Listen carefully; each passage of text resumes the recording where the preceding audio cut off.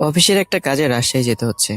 সকাল সকাল স্টেশনে গিয়ে টিকিট কেটে নিজের সিটে গিয়ে বসে পড়লাম।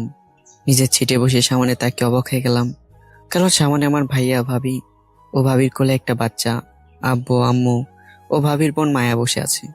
আমি তাদের দেখে অবাক হলাম, তারাও আমাকে দেখে অনেক অবাক হলো। তবুও কেউ আমার সাথে কথা বললো না। কথা বলবে বা কি করে? 8 বছর আগে ভাবির একটা মিথ্যা নাটকের জন্য আমার পরিবার আমাকে ত্যায্যপুত্র করেছে। আমিও খুশি মনে তাদের ছেড়ে চলে এসেছি।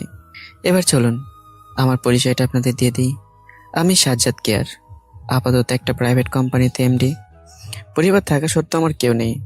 খেয়াল করলাম ভাই আমার দিকে তাকিয়ে আছে, বোধহয় আমাকে কিছু বলবে। সেটা শোনার অপেক্ষা না করে ওখান থেকে আমি চলে এলাম। আজকে আমার সাথে কথা বলে কোনো লাভ হবে না। 8 বছর আগে যদি আমার কথাটা শুনতো, তাহলে হয়তো আজ তাদের সাথে কথা বলতাম, কিন্তু তারা আমার সাথে কথা বলেনি। আজকে আমি তাদের সাথে কথা বলবো না। ট্রেনের দরজার কাছে দাঁড়িয়ে আছি এবং ভাবছি, ভাবি কেন আমার সাথে এমন করেছিল। তার উত্তর আজও আমার অজানা। অবশ্য সে কথা আমার জানার ইচ্ছেও নেই। ট্রেনের দরজার কাছে দাঁড়িয়ে বাইরে তাকিয়ে থাকতে থাকতেই হঠাৎ করে আমার অতীত মনে পড়ে গেল। তাহলে চলুন আপনাদেরকে আমার অতীতগুলো শুনিয়ে নিয়ে আসি। 8 বছর আগে সবেমাত্র ইন্টার পরীক্ষা দিয়েছিলাম। পরিবার বলতে আমি, আব্বু আম্মু এবং ভাইয়া। একদিন নিজের রুমে বসে বসে ফেসবুক চালাচ্ছিলাম।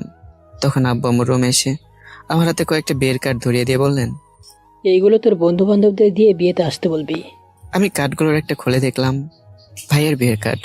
বিয়ের সময় দেখলাম পরশু। তুমি বিয়ে ঠিক করেছো, আমাকে বলবে না? তখন আব্বু আমার পাশে বসে বললেন, এই যে এখন বললাম, আচ্ছা তুই কি তোর ভাইয়ের বিয়েতেও থাকবি না? আমি কার্ডগুলো টেবিলের উপর রেখে বললাম, আমাকে কি কখনো দেখেছো কারো বিয়েতে থাকতে? আমার এসব ভালো লাগে না, যার জন্যই থাকি না। তখন আব্বু বললেন, ঠিক আছে, তুই যেহেতু থাকবি না, এতে তো আমার কিছু করার নেই। তাহলে কোথায় যাবি এবার? ভাবছি কক্সবাজার যাব। ঠিক আছে। আব্বুর কিছু না বলে সে তার মতো চলে গেলেন। পরদিন ভাইয়ের বিয়ের কার্ডগুলো আমার বন্ধুদের কাছে দিয়ে রাতে বাসে করে রওনা দিলাম কক্সবাজারের উদ্দেশ্যে। 5 দিন থেকে আবারও রাতের বাসে ঢাকার উদ্দেশ্যে রওনা দিলাম। সকাল 9টার দিকে বাস থেকে নামলাম। তারপর একটা রিক্সা নিয়ে বাসার সামনে এসে কলিং বেল বাজালাম। একটু পর কেউ একজন মেয়ে এসে দরজা খুলে দিল। মেয়েটিকে প্রথম নজরে দেখে আমি হা হয়ে গেছি, একদম পরীর মতো দেখতে। আমি সেদিকে খেয়াল করলাম না, নিজের রুমে চলে গেলাম। মেয়েটি আমার ভাবিও হতে পারে, বলা যায় না। আমি এখনো ভাবির কোনো ছবি দেখিনি। রুমে এসে ফ্রেশ হলাম, তারপর ঘুমিয়ে গেলাম। ঘুম ভাঙলো রাতে, তাই ফ্রেশ হয়ে নিলাম। ঘড়ির দিকে তাকিয়ে দেখি ডিনার করার টাইম হয়ে গেছে। তাই নিচে ডাইনিং টেবিলে গিয়ে দেখলাম সবাই বসে আছে। আমি তাদের সাথে বসলাম। তবে আজকে ডাইনিং এ দুজন অচেনা মেয়ে বসে আছে। বুঝতে পারলাম একজন আমার ভাবি, আর একজন হয়তো বা কি হবে সেটা বুঝতে পারলাম না। চেয়ারে বসেছিলাম, তখনই ভাইয়া মেয়েগুলোর ভিতর একজনকে দেখিয়ে বলল, সাজ্জাদ, এটা তোর ভাবি। আমি ভাবির দিকে তাকিয়ে মিষ্টি একটা হাসি দিলাম আর বললাম, কেমন আছেন ভাবি? ভাবি আমার দিকে বিরক্ত করে একটা ভাব নিয়ে বলল, ভালো আছি। আমি বুঝে গেলাম ভাবি আমার সাথে কথা বলতে চায় না, তাই আমি আর কিছু বললাম না। তারপর ভাইয়া আর একটা মেয়ের সাথে আমার পরিচয় করিয়ে দিল। মানে সকালে যে মেয়েটা দরজা খুলেছিল সে হলো আমার ভাবির বোন, নাম মায়া। মায়া আমার সাথে ভালোভাবে কথা বললো, কিন্তু ভাবি কেন যেন আমার সাথে কথাই বললো না। আমি তার সাথে কথা বলতে আর যাইনি। মায়ের সাথে কিছুক্ষণ গল্প করে নিজের রুমে গিয়ে ঘুমিয়ে পড়লাম। পরদিন বিকালবেলা বাসার ছাদে গিয়ে দেখি মায়া এবং ভাবি দাঁড়িয়ে আছে। আমাকে সাথে দেখা মাত্রই মায়াকে নিয়ে নিচে চলে গেল। আমি বুঝতে পারছি না সে কেন আমার সাথে এমন ব্যবহার করছে। অবশ্য তারা চলে যাওয়া তো আমার ভালো হয়েছে। একা একা ছাদের উপর দাঁড়িয়েছিলাম। তখন মায়া আমার পাশে এসে দাঁড়িয়ে বলল, কি করছেন? আমি মায়ের দিকে না তাকিয়ে বললাম, কিছু না, এমনি দাঁড়িয়ে আছি। তখন মায়া কিছুটা হাসি মুখ নিয়ে বলল, আচ্ছা, আপনাকে একটা প্রশ্ন করতে পারি? আমি মনে মনে বললাম, যখন থেকে এসেছেন প্রশ্নই তো করেই চলেছেন, এখন আবার জিজ্ঞেস করার কি আছে যে একটা প্রশ্ন করব? আমি কিছু বলছি না দেখে আমার বাম কাঁধ ধরে নাড়িয়ে বলল। কি হয়েছে, কিছু বলছেন না কেন? তখন আমি মায়ের দিকে তাকালাম, তারপর বললাম, হ্যাঁ বলুন, কি বলবেন? আপনি কিসে পড়েন? এবার ইন্টার ফাইনাল ইয়ারে পরীক্ষা দিয়েছি। আপনি? মায়া তখন খুশি হয়ে হাত বাড়িয়ে দিয়ে বলল, আমিও। আচ্ছা, আমরা যেহেতু একই ক্লাসে, তাহলে কি ফ্রেন্ড হতে পারি? আমি মায়ের হাত না ধরে বললাম, হওয়া যায়। হঠাৎ করে মায়া আমার হাত ধরলো, তারপর বলল, যেহেতু ফ্রেন্ড হয়েছো, তাহলে তুমি করে কথা বলো। আমি মায়ের কাছ থেকে হাতটা ছাড়িয়ে নিয়ে বললাম, ঠিক আছে, বলবো। তারপর আমরা কিছুক্ষণ গল্প করে রুমে চলে এলাম। মায়া মেয়েটা অনেক মিশুক, সহজে আমার সাথে মিশে গেছে। 7 দিন পর আজকে মায়া চলে যাচ্ছে, সাথে আমার ফ্যামিলির সবাই, শুধু আমি বাদে। একদিন রাতে ছাদে দাঁড়িয়েছিলাম, যখনই নিচে নেমে যাব তখনই ভাইয়ের রুম থেকে ভাবি ভাইয়াকে আমার ব্যাপারে কি যেন বলছে। আমি দরজায় কান লাগিয়ে দিলাম। তখন ভাইয়া ভাবিকে বলল, আচ্ছা, তুমি সবাইকে তোমার বাসায় যেতে বললে, কিন্তু সাজ্জাদকে যেতে বললে না কেন? দেখো তোমার ভাইকে আমি দু চোখে দেখতে পারি না, তার চেয়েও বড় কথা হলো তোমার ভাইকে আমার ভালো লাগে না, যার জন্য ওকে যেতে বলিনি। তখন ভাইয়া কিছুটা রাগী কণ্ঠে বলল। কি কারণে ভালো লাগে না সেটা তো একটু বলবে? ভাবিও রাগী কণ্ঠে ভাইয়াকে বলে উঠলো, সেটা বলতে পারবো না তোমাকে, বলেছি তোমার ভাইকে ভালো লাগে না মানে লাগে না, এটা নিয়ে আর কোনো কথা আমি শুনতে চাই না। ভাবির এমন কথা শুনে ভাইয়া কিছু বললো না। ভাবির এমন কথাগুলো শুনে আমার পায়ের নিচ থেকে যেন মাটি সরে যাওয়ার মতো অবস্থা। জানি না ভাবি আমাকে পছন্দ করে না কেন। ভাবির কথাগুলো শুনে ভালো লাগছে না, তাই রুমে না গিয়ে আবারও ছাদে গেলাম। ছাদে গিয়ে ভাবির বলা কথাগুলো ভাবছি, তখন হঠাৎই কেউ একজন আমার পিছনে এসে দাঁড়ালো। পেছনে তাকিয়ে দেখি মায়া দাঁড়িয়ে আছে। মায়ের দিকে তাকানো মাত্রই মায়া আমার হাতে একটা চিঠি ধরিয়ে দিয়ে চলে গেল। আমি চিঠিটা খুলে পড়তে লাগলাম। চিঠিতে লেখা ছিল, তোমাকে প্রথম যেদিন দেখি সেদিন তোমাকে ভালো লাগে, আর তোমার সাথে থাকতে থাকতে এতদিন তোমাকে ভালোবেসে ফেলেছি, তাই আই লাভ ইউ, ইতি মায়া। চিঠিটা পড়ে আমি কিছুক্ষণ ঘরের ভিতর ছিলাম। সত্যি বলতে আমিও মায়াকে ভালোবেসে ফেলেছি, তাই ওকে হ্যাঁ বলে দেব। তবে আজকে আর বলবো না, পরে এক সময় বলে দেব। তারপর আমি ছাদ থেকে নেমে সোজা রুমে এসে ঘুমিয়ে গেলাম। সকালে সবাই ভাবির বাসাতে গেল, শুধু আমি বাদে। সবাই চলে যাওয়ার পর আমি রুমে এলাম। তখন আমার ফোনটা বেজে উঠলো। পকেট থেকে বের করে দেখি মায়া ফোন করেছে। আমি কলটা রিসিভ করতে ওপাশ থেকে মায়া বলে উঠলো, কি মিস্টার, আমার প্রশ্নের উত্তর কোথায়? আমি কোনো কিছু না ভেবে বলে দিলাম, আই লাভ ইউ টু। ওপাশ থেকে মায়া খুশি হয়ে বলল, সত্যি? হুম। এইভাবে শুরু হয়েছিল আমাদের ভালোবাসা। দেখতে দেখতে 20 দিন কেটে যায়। আমাদের কথা এখনো কাউকে জানাইনি। আর ভাবি তো এখন আমাকে আরো দেখতে পারে না। 1 মাস পর হঠাৎ করে মায়া আমাকে কল করলো। আমি কলটা রিসিভ করলাম। তখন ওপাশ থেকে মায়া বলল, কালকে আমি তোমার বাসায় আসবো। ঠিক আছে, এসো, কোনো সমস্যা নেই। তারপর আরো কিছু নানান কথা বলে কলটা কেটে দিলাম। পরদিন সকালে ছাদে বসেছিলাম। এমন সময় কে একজন আমার পাশে এসে বসে আমার হাত ধরলো। আমি তার দিকে তাকিয়ে দেখি মায়া। তাই আমি বললাম, তুমি কখন এসেছো? তখন মায়া কিছুটা মিষ্টি কণ্ঠ নিয়ে বলল, এই মাত্র এসেছি, এসেই তোমাকে খোঁজা শুরু করে দিয়েছি। অনেকক্ষণ খোঁজার পর তোমাকে ছাদে পেলাম। আমি বেশিরভাগ সময় ছাদের উপরে বসে থাকি, তাই আমাকে ছাদে বেশি পাবে। তারপর আমরা দুজনে অনেক কথা বললাম। অনেকক্ষণ কথা বলার পর হঠাৎ করে ভাবি আমাদের পিছনে এলো। ভাবির আসার সময় আমি খেয়াল করেছিলাম, ভাবি পেছনে দাঁড়িয়ে রাগী কণ্ঠে বলে উঠলো, এখানে কি হয়েছে হ্যাঁ? এবং মায়া, তুই ওর সাথে কি করছিস? মায়া হঠাৎ করে ভাবির কণ্ঠ শুনে ভয় পেয়ে গেল। তাই ভাবির দিকে তাকিয়ে কাঁপা কাঁপা গলায় বলল, কিছু না, এমনি এমনি বসে আছি। তারপর ভাবি মায়াকে আরো কিছু বলতে না দিয়ে হাত ধরে নিচে নিয়ে গেল। মায়াকে নিচে নিয়ে যাওয়ার পর আমিও নিচে গেলাম। দেখলাম সবাই বসে আছে। আমি আব্বুর কাছে যেতেই আব্বু কোনো কথা না বলে আমাকে মারতে লাগলো। আমি তখন বললাম, আব্বু আমাকে মারছো কেন? আব্বু আমার কোনো প্রকার কথাই শুনছে না, শুধু মেরেই যাচ্ছে। আমি শুধু বলছি যে কেন মারছো। মাঝখান থেকে ভাইয়া বলে উঠলো, তোকে কেন মারছি তুই জানিস না? এই বলে ভাইয়া আমাকে মারতে লাগলো। প্রচন্ড মারার কারণে আমার শরীরের অনেক জায়গা দিয়ে রক্ত বেরোতে লাগলো। ব্যথার কারণে আমি মেঝেতে শুয়ে পড়লাম। তখন আব্বু রাগী কণ্ঠে বলতে লাগলো, তোকে আমার ছেলে বলতেও ঘৃণা হয়, তুই এই কাজ করবি আমি আগে জানতাম না। আমি শরীরের ব্যথা নিয়ে বললাম, আমি কি করেছি অন্তত সেটা একটু বলো। তখনই হঠাৎ করে ভাবি ন্যাকা কান্না করে দিয়ে বলতে লাগলো, কি করছে মানে? তোমার বোনের ইজ্জত নষ্ট করতে চেয়েছিল? ভাবির কথা শুনে আমি যেন আকাশ থেকে বললাম, এসব কি বলছে ভাবি? তখন আমি বললাম, ভাবি আপনি এগুলো কি বলছেন? আপনার মাথা ঠিক আছে? তখন ভাই আমার সামনে সে রাগী কণ্ঠে বলে উঠলো, যা সত্যি তাই বলছে। মায়া নিজে আমাদের বলেছে যে তুই ওর ইজ্জত নষ্ট করতে চেয়েছিস। আমি বুঝতে পেরেছি এদেরকে মায়ের মুখ থেকে আসল ঘটনা শোনাতে হবে। তাই মায়াকে উদ্দেশ্য করে বললাম, মায়া তুমি অন্তত বলো আমি এগুলো কিছুই করিনি। তখন মায়া ন্যাকা কান্না করতে করতে বলল, হ্যাঁ, তুমি আমার। বাকিটা বলার আগে মায়া প্রচুর কান্না করতে লাগলো। আমি বুঝে গেলাম ভাবি মায়াকে নিজের দখলে করে নিয়েছে। এসব ভাবছি তখনই আব্বু বলে উঠলো, আমি এক্ষুনি তোকে ত্যায্য পুত্র করব। আজকে থেকে আমার একটা ছেলে। আমি আর কিছুই বললাম না। জানি এটা ভাবির সাজানো নাটক, যেটাতে মায়াও ছিল, কিন্তু কেন আমার সাথে আমার নাটক করলো সেটা বুঝতে পারলাম না। তখন আমি আব্বুকে বললাম, তুমি এটা করো না প্লিজ। ভাই আমার সামনে এসে একটা কাগজ দিয়ে বলল, চুপ করে থাক তুই, এনে এটাতে সাইন করে দে। তখন আমি আমার আব্বুকে বললাম, আব্বু প্লিজ আমার কথাটা শোনো। তখন আব্বু রাগী কণ্ঠে বলল, চুপচাপ সাইন করে দে, নইলে আমাদের মরা মুখ দেখবে। এটা বলার পরে আব্বু কাগজটা সাইন করতে বললেন। আমি সবাইকে অনেকবার বোঝানোর চেষ্টা করলাম, কিন্তু কেউ আমার কথা শুনলো না। বুঝতে পারলাম সবাই ভাবে নাটকে সত্য মনে করেছে। যেখানে আমার উপর কারো বিশ্বাস নেই, সেখানে আমার থেকেও লাভ নেই। তাই কাগজটা হাতে নিয়ে সাইন করে দিলাম। কাগজটা স্বাক্ষর করে বাসা থেকে বের হয়ে যাওয়ার সময় ভাবিকে বললাম, আপনি কাজটা ঠিক করলেন না, এর বিচার আল্লাহ করবে। আর মায়া, তুমি তো আমাকে ভালোবাসতে, তাহলে এরকম করলে কেন? আজ থেকে তোমার সাথে আমার কোনো সম্পর্ক নেই। সত্যটা একদিন জানতে পারবে, হয়তো আর আমাকে পাবে না। কথাগুলো বলেই বাসা থেকে বের হয়ে এলাম। আজকে প্রচুর কান্না পাচ্ছে, কিন্তু আমি কাঁদবো না, কারণ ছেলেদের কাঁদতে নেই।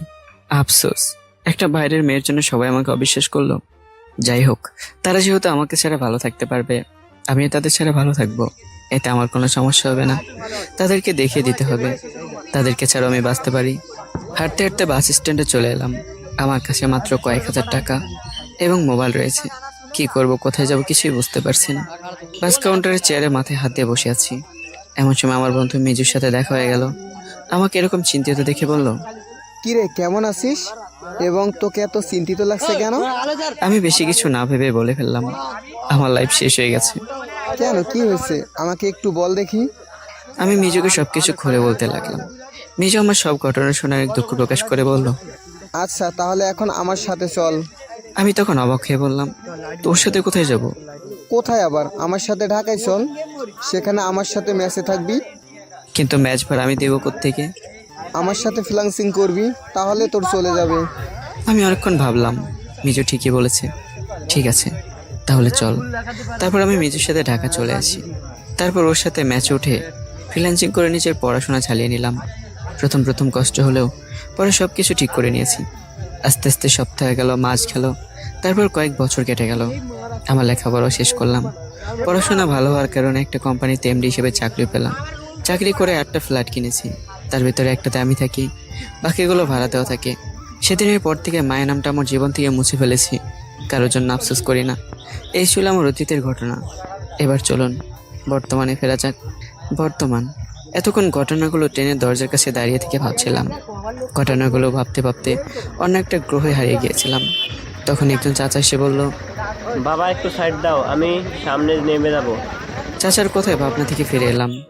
অনেকক্ষণ ধরে দরজার কাছে দাঁড়িয়েছিলাম, তাই আমার পা ব্যথা করছে। এখন নিজের সিটে ফিরে যাব, তাই নিজের সিটের দিকে পা বাড়ালাম। সিটে গিয়ে বসতেই ওনারা সবাই আমার দিকে কেমন করে যেন তাকালো। আমি সেদিকে কোনো প্রকার ভ্রুক্ষেপ না করে মোবাইল টিপতে লাগলাম। হঠাৎ করে ভাই আমাকে বলে উঠলো, ভাই কেমন আছিস এবং কোথায় ছিলি এত বছর? ভাইয়ের কণ্ঠ শুনে আমি রাগী কণ্ঠে বললাম, আপনি আমাকে কোন সূত্রে ভাই বলছেন? আমি কারো ভাই না, আমার কেউ নেই, আমি এতিম। এটা আপনি জানেন না? এমন কণ্ঠ এবং কথা শুনে ভাই আমাকে আর কিছু বললো না। সন্ধ্যার দিকে ট্রেন থেকে আমার গন্তব্যে এসে নামলাম। আমি আমার মতো ট্রেন থেকে নেমে গেলাম। এই স্টেশনে ওনারা নামবে। সারাদিন তারা অনেকবার আমার সাথে কথা বলতে এসেছে, তবে আমি তাদের সাথে কোনো প্রকার কথা বলিনি। স্টেশন থেকে বাইরে এসে গাড়িতে উঠলাম। অফিস থেকে আমার জন্য গাড়ি পাঠানো হয়েছে। গাড়িতে উঠে দীর্ঘ একটা শ্বাস ফেলে মনে মনে বলতে লাগলাম, আজকে আমারও এমন একটি হাসি খুশি পরিবার থাকতো, তবে সবার ভাগ্যে সেটা হয় না। স্যার, আমরা চলে এসেছি। গাড়ি জানালা দিয়ে বাইরে তাকিয়ে পরিবারের কথাগুলো নিয়ে ভাবছিলাম। এমন সময় ড্রাইভার কথাটা বলে উঠলো। আমি চারদিকে তাকিয়ে দেখি বাসার সামনে চলে এসেছি। তাই গাড়ি থেকে নেমে ড্রাইভারের থেকে দরজার চাবি নিলাম। আমার থাকার জন্য অফিস থেকে একটা বাসা ঠিক করে দিয়েছে। আমি এইমাত্র সেই বাসা থেকে উঠলাম। চাবিতে দরজা খুলে বাসায় ঢুকলাম। বাসাটা চারদিকে তাকিয়ে দেখলাম, অনেক বড় বাসা। যাই হোক, সারা বাসা ঘুরে দেখলাম না। ব্যাগটা রেখে ওয়াশরুমে চলে গেলাম ফ্রেশ হতে। ফ্রেশ হয়ে বাসার বাইরে এলাম। এখন রেস্টুরেন্টে যাব, কারণ এখানে খাওয়ার কোনো ব্যবস্থা নেই। তার চেয়ে বড় কথা হলো, আমি খাবার রান্না করতে পারি না। সবসময় খাবার রেস্টুরেন্ট থেকে কিনে খাই। বাসার ভেতর থেকে বের হয়ে রাস্তা দিয়ে হেঁটে যাচ্ছিলাম। এই কয়েক বছরে রাস্তাঘাটগুলো অনেক বদলে গেছে। নতুন নতুন রাস্তা তৈরি হয়েছে। আমার গন্তব্য ছিল রেস্টুরেন্টে যাওয়া, তাই সেদিকে রাস্তা ধরে হাঁটতে লাগলাম। একটু পর একটা বাড়ি দেখে থেমে গেলাম। বাড়িটার কারণ আমাদেরই বাড়ি ছিল। বাড়ির সবকিছু আগের মতোই আছে। কিছুক্ষণ চোখ বুলিয়ে নিলাম বাড়িটার উপর। চোখটা ছাদে পড়তেই দেখলাম একটা মেয়ে এবং একটা ছেলে দাঁড়িয়ে কথা বলছে। অন্ধকার থাকায় মুখটা ভালোভাবে দেখতে পেলাম না। বাসার দরজা দেখে মনে হলো কেউ বোধহয় বাসা থেকে বের হবে, তাই ওখান থেকে হাঁটা শুরু করলাম। আমি কাউকে দেখাতে চাই না যে আমি এই শহরে আছি। জোরে জোরে হাঁটছি। 5 মিনিট পর একটা রেস্টুরেন্টের সামনে এসে গেলাম। তারপর রেস্টুরেন্টে গিয়ে খাবার খেয়ে বিলটা দিয়ে বাইরে এলাম। বাসায় যাওয়ার জন্য একটা রিক্সা ডাক দেবো, এমন সময় আমার বয়সী একজন আমার কাছে এসে বলল, আপনি কি সাজ্জাদ? কথাটা বলার পর আমি ছেলেটা দেখে কিছুক্ষণ তাকিয়ে থেকে চেনার চেষ্টা করলাম। মুখ ভর্তি দাড়ি, বড় বড় চুল, কিন্তু চেহারাটা অনেকবার দেখেছি, তাই বললাম, হ্যাঁ আমি সাজ্জাদ, কিন্তু আপনি কে? আপনাকে তো চিনলাম না। তখন ছেলেটি খুশি হয়ে আমাকে বলল, আমাকে চিনতে পারছিস না? আমি তোর বন্ধু নিলয়, কলেজে একসাথে পড়লাম। নিলয় নামটা শুনে মনে পড়লো, কলেজে আমার একটা বন্ধু ছিল, ওর নাম ছিল নিলয়, কিন্তু এখানে বড় বড় চুল দাড়ি থাকার কারণে চিনতে পারিনি। আরে নিলয়, ভালো আছিস? কথাটা বলে জড়িয়ে ধরলাম। নিলয় আমাকে জড়িয়ে ধরে বলল, আমি ভালো আছি, কিন্তু তুই কেমন আছিস? আমি ভালো আছি, তোর এই অবস্থা কেন? নিলয় আমাকে ছেড়ে দিয়ে বলল। কেন, আমার আবার কি হয়েছে? আমি নিলয় চুলে হাত দিয়ে বললাম, এই যে এত বড় বড় চুল দাড়ি, এগুলো তুই কেন করেছিস? নিলয় আমার হাতটা ওর চুল থেকে সরিয়ে নিয়ে বলল, এসব বাদ দে, ইচ্ছে করে এসব রেখে দিয়েছি। তার আগে তুই বল, এত বছর কোথায় ছিলি? এত বছর ঢাকায় ছিলাম, তুই এখন কোথায় আছিস? আমি এখন এই শহরে থাকি, একটা প্রাইভেট কোম্পানিতে চাকরি করছি। তুই কি করিস? আমি একটা প্রাইভেট কোম্পানিতে কাজ করছি, একটা জরুরি মিটিং এখানে এসেছি। ও আচ্ছা, তুই হঠাৎ করে এখান থেকে চলে গিয়েছিলি কেন? তোর বাসার কাউকে বললে বলতো, আমরা জানি না কি হয়েছিল। তখন আমি নিলয়ের কাঁধে হাত রেখে ওর সাথে হাঁটতে হাঁটতে বললাম, সেটা অনেক বড় ঘটনা, পরে এক সময় না হয় তোকে বলবো। তখন নিলয় ভুরু কুঁচকে বলল, না, তুই এখন বল কি কারণে তুই এখান থেকে চলে গিয়েছিলি। এবার আমি বাড়তি কোনো কথা না বলে নিলয়কে সব ঘটনা খুলে বললাম। আমার ঘটনার গলা শুনে নিলয় বলল, ছি, তোর ভাবি তোর সাথে এই কাজটা একদম ঠিক করেনি। আমি কালকেই তোর বাসায় গিয়ে তোদের সকলকে সব সত্য কথা বলে আসবো। সাথে সাথে নিলয়কে বাধা দিয়ে দিলাম, আমার জীবন থাকতে তুই কখনো এইসব কথা তাদের বলবে না। নিলয় কিছুটা অবাক হয়ে বলল, কিন্তু কেন? তাদেরকে এখন বলে কোনো লাভ হবে না, তাদের ছাড়াই আমি চলতে শিখে গেছি, নিজের পায়ে নিজে দাঁড়িয়েছি, এখন আমার তাদের দরকার নেই। তুই সব কিছু ভেবে বলছিস তো? কোন দিন তো তাদের ক্ষমা করতে হবে, তুই কি করবি না? এবার আমি কিছুটা বিরক্তকর ভাব নিয়ে বললাম, আমার কাছে তাদের জন্য কোনো ক্ষমা নেই, তাদেরকে তাদের মতো থাকতে দে, আমাকে আমার মতো। তুই মাঝখানে এসে সমস্যা সৃষ্টি করবি না প্লিজ। নিলে আমার কথাগুলো বুঝতে পেরে যাওয়ার কারণে বলল, আমি বুঝতে পেরেছি, এই বিষয়ে আর কথা বলবো না, কেমন? হ্যাঁ, এ বিষয়ে কথা না বলে আমি সবচেয়ে বেশি খুশি হব। ঠিক আছে, বাদ দে। এখন কোথায় থাকছিস এবং কয়দিন থাকবি এখানে? এখন এখানেই থাকছি এবং অফিসের কাজ শেষ হলে আমি চলে যাব। তাহলে চল আমার বাসায় যাওয়া যাক। না, এখন আর কারো বাসায় যাব না, বাসায় গিয়ে ঘুমাবো। অনেকটা রাস্তা এসেছি, তাই ভালো লাগছে না। ও, তাহলে এখন বাসায় চলে যাবি নাকি? হ্যাঁ, এখন বাসায় যাব। তুই কোথায় যাবি? আমিও বাসাতেই যাব, তাহলে চল যাওয়া যাক। তারপর আমি এবং নীলয় একসাথে হাঁটতে লাগলাম। নীলয়ের বাসা আমার বাসার পাশেই, তাই আমার সাথেই যাচ্ছে। দুজনে নানা বিষয়ে গল্প করতে করতে যাচ্ছিলাম। হঠাৎ করে ভাইয়ের সাথে দেখা। ভাই আমাকে দেখে বোধহয় কিছুটা অবাক হলো, তবে কথা বলতে এলো না। আমিও আর নিজে থেকে কথা বলতে গেলাম না, কারণ তাদের কারোর সাথে আমার কথা বলার কোনো ইচ্ছেই নেই। ভাইয়ের মুখ দেখে বুঝতে পেরেছিলাম সে আমাকে কিছু বলতে চায়, কিন্তু কি ভেবে যেন সেটা বললো না। ভাইয়া চলে যাওয়ার পর নীলয় আমাকে বলে উঠলো, তোর ভাইয়ার সাথে কথা বলবি না? তোকে তো বললাম ওদের কারোর সাথে আমি কথা বলতে চাই না, তাহলে কেন এই কথা বারবার বলছিস? তোর ভাইয়াকে দেখে মনে হলো তোকে যেন কি বলতে চেয়েছিল, কিন্তু বলেনি। বাদ দে ওদের কথা। তারপর আমরা দুজনেই কথা বলতে বলতে আমার বাসায় চলে এলাম। নিলয়কে বিদায় দিয়ে আমি বাসার ভিতরে গিয়ে ফ্রেশ হয়ে ঘুমিয়ে গেলাম। আজকে শরীরে অনেক ক্লান্ত, তাই বেশি রাত জাগলাম না। পরদিন সকালে ঘুম থেকে উঠে ফ্রেশ হয়ে গাড়ি নিয়ে অফিসের উদ্দেশ্যে বের হলাম। অফিসে যাওয়ার পথে একটা রেস্টুরেন্টে গাড়ি থামিয়ে নাস্তা করে অফিসে চলে গেলাম। অফিসে আসার পর পিয়ন এসে আমাকে ইন্টারভিউ রুমে নিয়ে গেল। সেখানে অনেকে বসেছিল, আমি গিয়ে ওখানে বসলাম। একটু পর হঠাৎ করে মিটিং রুমে দুজন লোক ঢুকে পড়লো। তাদের চিনতে আমার কোনো অসুবিধা হলো না, কারণ তারা হলো আমার ভাইয়া এবং আব্বু। তারা আমাকে এখানে বসে থাকতে দেখে অবাক হয়েছে বোধহয়। আমার দিকে হা হয়ে তাকিয়েছিল কিছুক্ষণ। আমি তাদের দিকে বেশি খেয়াল না করে অন্যদিকে তাকিয়ে থাকতে লাগলাম। একটু পর মিটিং শুরু হলো। মিটিং শেষ হতে প্রায় 2টা বেজে গেল। এর ভিতরে ভাইয়া আব্বু অনেকবার কথা বলতে চেয়েছে, কিন্তু আমি কথা বলিনি। দুপুরে মিটিং শেষ হয়ে অফিসের ক্যান্টিনে গিয়ে লাঞ্চ করে বাসায় চলে গেলাম। কালকে মিটিং শেষ হবে, যার জন্য আমাকে এখানে থাকতে হবে। বিকেলবেলা নিলয়কে ফোন করে বাসায় আসতে বললাম। 10 মিনিট পর কলিং বেল বেজে উঠলো। দরজা খুলে দেখি নিলয় দাঁড়িয়ে আছে। আমি কিছু বলতে যাব, তখন নিলয় বলে উঠলো, হ্যাঁ বল, কি বলবি? তোর কি কোনো কাজ আছে? না, আমার হাতে এখন তেমন কাজ নেই। কেন? তাহলে চল কোথাও থেকে ঘুরে আসি, একা একা আর ভালো লাগছে না। তাহলে চল যাওয়া যাক। তুই দাঁড়া, আমি রেডি হয়ে আসছি। তারপর নিলয়কে দাঁড় করে রেডি হয়ে নিলয়ের সাথে বাইরে চলে গেলাম। বাসার সামনে থেকে রিক্সা ডাক দিয়ে উঠে পড়লাম। প্রথমে আমরা একটা পার্কে গেলাম, সেখানে কিছুক্ষণ বসে থেকে চলে গেলাম নদীর পাড়ে। নদীর কিনারে পাথরের উপরে বসেছিলাম আমি এবং নিলয়। এমন সময় হঠাৎ করে একটা মেয়ের দিকে ইশারা দিয়ে বলল, দেখ তো, মেয়েটাকে তোর ভাবির মতো দেখতে না?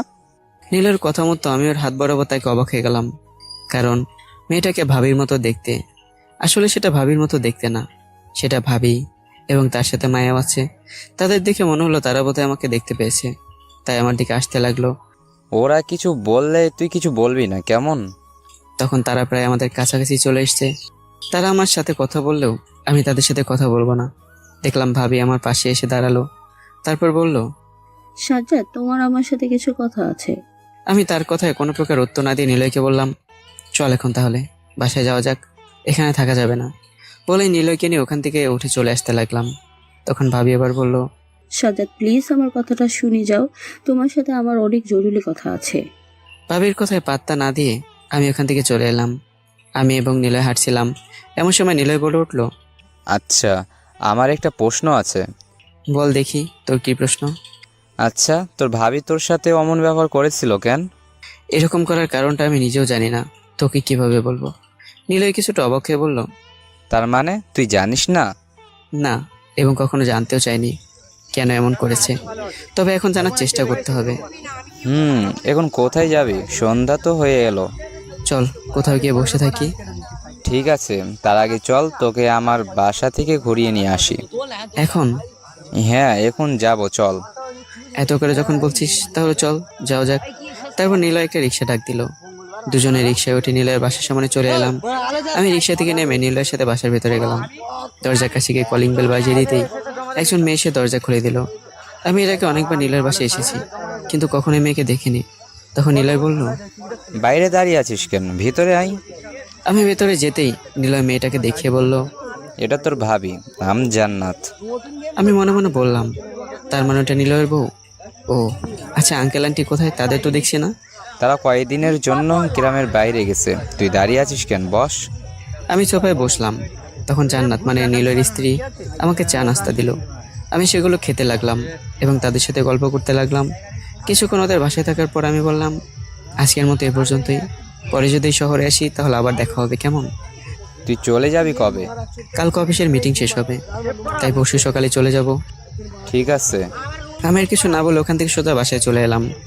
বাসায় আসার পথে রাতের খাবার কিনে নিয়ে এসেছি। ঘড়ির দিকে তাকিয়ে দেখি 8টা বাজতে চলেছে। আজকের দিনের সময়টা কোন দিক দিয়ে চলে গেল আমি কিছুই বুঝতে পারলাম না। যাই হোক, ওয়াশরুমে গিয়ে ফ্রেশ হয়ে খাবার প্লেট নেব, এমন সময় কলিং বেল বেজে উঠলো। এত রাতে আমার বাসায় কে আসবে সেটা দেখার জন্য দরজা খুললাম। আমি ভেবেছিলাম হয়তো নিলয় এসছে, কিন্তু আমার ধারণা ভুল প্রমাণ করে দিল, কারণ দরজার কাছে ভাবি, ভাইয়া এবং মায়া দাঁড়িয়ে আছে। তাদের আমি এখানে মোটেও আশা করিনি। আমি দরজা লাগিয়ে দেব, এমন সময় ভাই আমাকে বলল, তুই দরজা লাগিয়ে দেওয়ার আগে তোর ভাবির কথাগুলো শোন। আমি আপনাদের কারো কোনো কথা শুনতে চাই না। আপনারা এখানে কেন এসেছেন? আমি তোমার কাছে ক্ষমা চাইতে এসেছি। আপনাদের কাউকে আমি কখনো ক্ষমা করব না। আপনারা এখান থেকে চলে যান। বলে দরজা লাগিয়ে দেব, হঠাৎ করে তারা দরজা ধাক্কা দিয়ে বাসার ভিতরে ঢুকে পড়লো। তখন আমি রাগী কণ্ঠে বললাম, আপনাদের সাহস তো কম না? আমার বাসার ভিতরে ঢুকে পড়েছেন, চুপচাপ চলে যাবেন নাকি দারোয়ান দিয়ে এখান থেকে বের করে দেব? কোনটা? তখন ভাবি কিছুটা কান্না কান্না ভাব নিয়ে বলল, তুমি আমাদের কথাগুলো শুনলে আমরা চলে যাব। প্লিজ তুমি আমার কথাগুলো শোনো। কি কথা শুনবো আপনার? একে তো আমার জীবন নষ্ট করে দিয়েছেন, তারপর এখন আবার এখানে নাটক করতে এসেছেন। বের হয়ে যান আমার বাসা থেকে, আপনাদের মুখটাও আমি দেখতে চাই না। এই বলে জোর করে তাদের আমার বাসা থেকে বের করে দিয়ে দরজা লাগিয়ে দিলাম। ওদের এইসব নাটক এখন আমার ভালো লাগছে না। আমার জীবনটা নষ্ট করে দিয়ে এসেছে আমাকে করোনা দেখাতে। দরজার ওপাশ থেকে অনেকক্ষণ ডাকাডাকি করলো, কিন্তু আমি তাদের ডাকে সাড়া দিলাম না। টিভি দেখতে দেখতে ডিনার করে নিয়ে ঘুমিয়ে গেলাম, কারণ সকালে আমার অফিস আছে। সকালবেলা ঘুম থেকে উঠে ফ্রেশ হয়ে অফিসে যাওয়ার জন্য দরজা খুললাম। দেখি দরজার সামনে ভাবি বসে আছে। আমাকে দেখা মাত্রই আমাকে বলে উঠলো, সাজ্জাদ, তোমার সাথে আমার কথা আছে। মনে মনে ভাবলাম, এত করে যখন বলছে তখন না হয় আমার একটা প্রশ্নের উত্তর নিয়েই নেই। তাই বললাম, আপনার কোনো কথা আমি শুনতে চাই না, শুধু আমার একটা প্রশ্নের উত্তর দিন। আপনি আমার সাথে সেদিন ওই কাজ কেন করেছিলেন এবং আমাকে কেন সহ্য করতে পারতেন না? তুমি যা বলবে আমি সেটার উত্তর দিতে রাজি। তুমি শুধু আমার কথাটা আগে শোনো। তখন আমি কিছুটা রাগী কণ্ঠ নিয়ে বললাম, আমার প্রশ্নের উত্তর দিন আগে।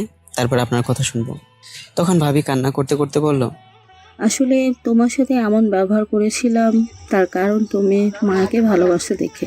ভাবির কথাটা শুনে আমার কেমন যেন সন্দেহ লাগলো, কারণ মায়াকে তো ভালোবেসেছিলাম তাদের বিয়ের 1 সপ্তাহ পর থেকে, কিন্তু সে তো আমাকে ঘৃণা করতো যেদিন বিয়ে হয়েছিল সেদিন থেকে।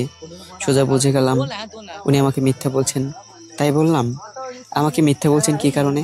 সত্য করে বলুন, কি কারণে আমার সাথে অমন কাজ করেছিলেন এবং আমাকে কেন দেখতে পারতেন না?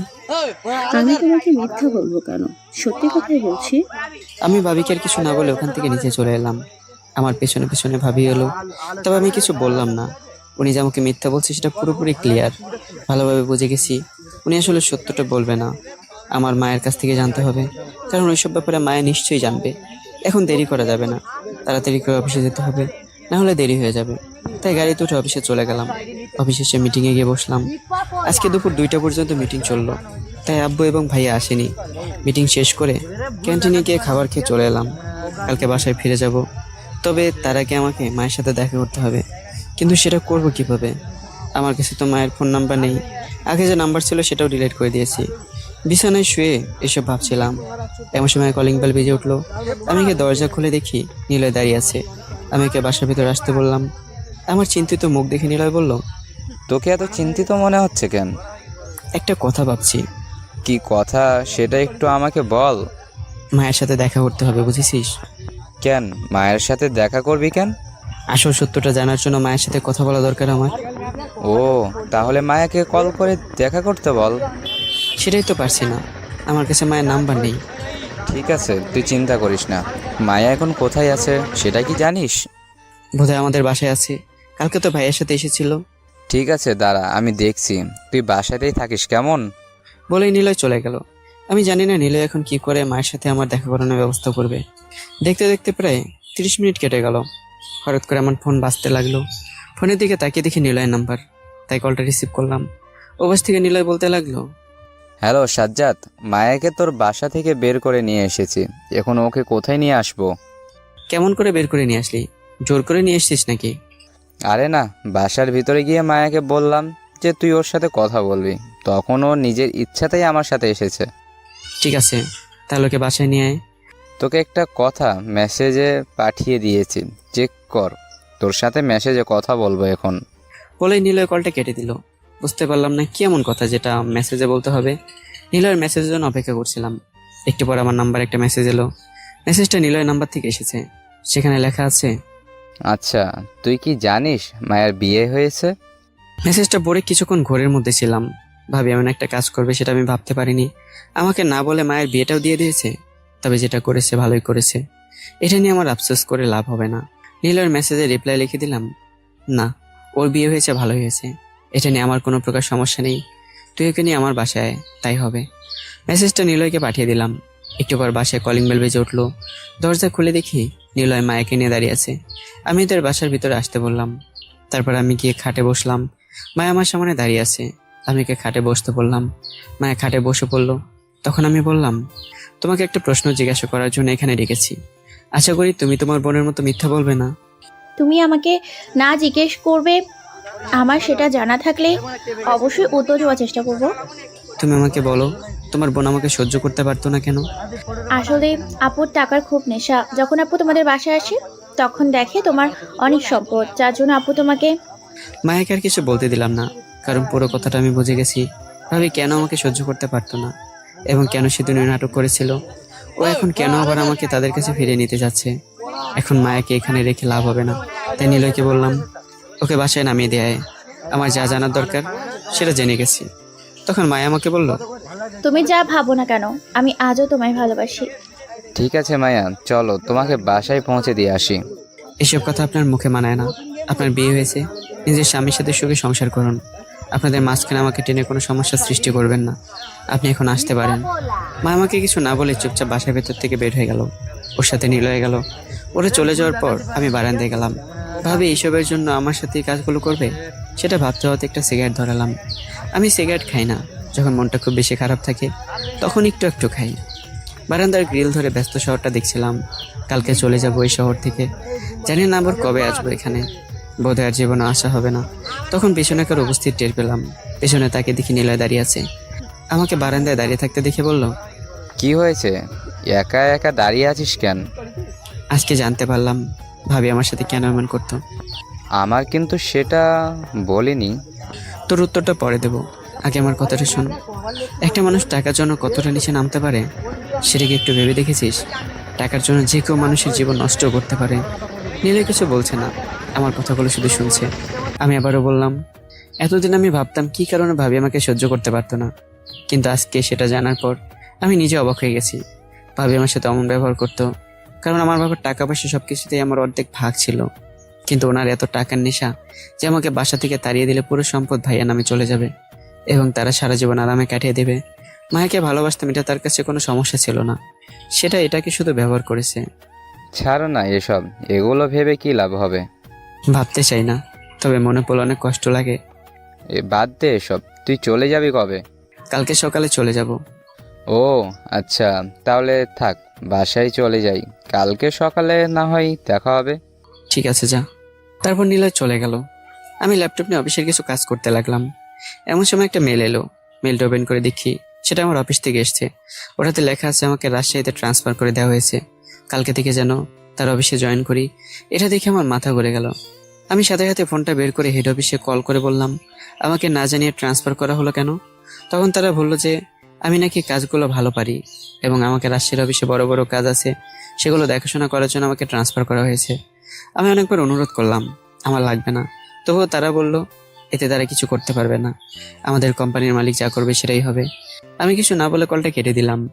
আমি কি করব বুঝতে পারছি না, তাই নিলয়কে ফোন করলাম। একবার রিং হতেই কলটা রিসিভ করে বলল, হ্যাঁ সাজ্জাদ বল। এদিকে একটা খারাপ খবর আছে। কেন, আবার কি হলো? আমাকে অফিস থেকে এখানে ট্রান্সফার করে দিয়েছে, এখন আমি কি করব?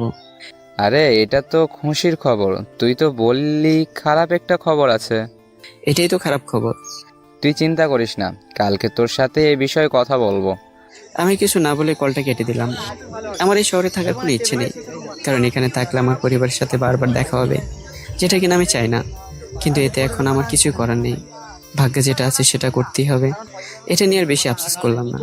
আল্লাহ যা করেন সেটা নিশ্চয়ই ভালোর জন্যই করেন। ঘড়ির দিকে তাকিয়ে দেখলাম রাত 9টা বাজতে চললো। ডিনার করতে হবে, তাই বাসা থেকে বের হয়ে গাড়িটা নিয়ে রেস্টুরেন্টে চলে গেলাম। সেখানে গিয়ে খাবার খেয়ে আমরা বাসায় এসে ঘুমিয়ে গেলাম। পরদিন ঘুম ভাঙলো নিলয়ের ফোনে। ঘুম ঘুম চোখে কলটা রিসিভ করতে নিলয় বলল, তোর বাসার দরজাটা খোল, তোর বাসার দরজার সামনে দাঁড়িয়ে আছি। ঠিক আছে, দাঁড়িয়ে থাক, আসছি বলে কলটা কেটে দিয়ে বিছানা থেকে নেমে দরজা খুলে দিলাম। নিলয় বাসার ভিতরে এসে বলল, এখনো ঘুমাচ্ছিস, অফিসে যাবি না? আমার অফিসে এখন অনেক দেরি আছে, তুই এত সকাল সকাল এখানে কেন? কালকে রাত ট্রান্সফারের কথা বললি, সেটার বিষয়ে কথা বলতে এলাম। ওটার বিষয় আর কি বলবি, যা হয়েছে সেটা হয়ে গেছে, এখন হাজার চেষ্টাগুলো ঠিক করতে পারবো না। আচ্ছা তাহলে অফিসে যা, আমিও আমার অফিসে যাই। আমার সাথে চল, তোকে তোর অফিসে নামিয়ে দিয়ে যাব। না থাক, আমার অন্য একটা কাজ আছে, সেটা করে অফিসে যাব, তুই চলে যা। বলেই নিলয় চলে গেল। আমি কিছু বললাম না। নিলয় যাওয়ার পর আমি গাড়ি নিয়ে অফিসে চলে গেলাম। অফিসের সামনে এসেই গাড়ি থেকে নামতে ম্যানেজার ফুল দিয়ে শুভেচ্ছা জানালো। তারপর অফিসের ভিতরে ঢুকলাম। অফিসের অনেকেই ফুল দিয়ে শুভেচ্ছা জানালো। তারপর অফিসের সকলের সাথে পরিচিত হলাম। পরে নিজের কেবিনে গিয়ে বসলাম। কেবিনে বসে ম্যানেজারের কাছ থেকে সবকিছুর হিসাব নিচ্ছিলাম।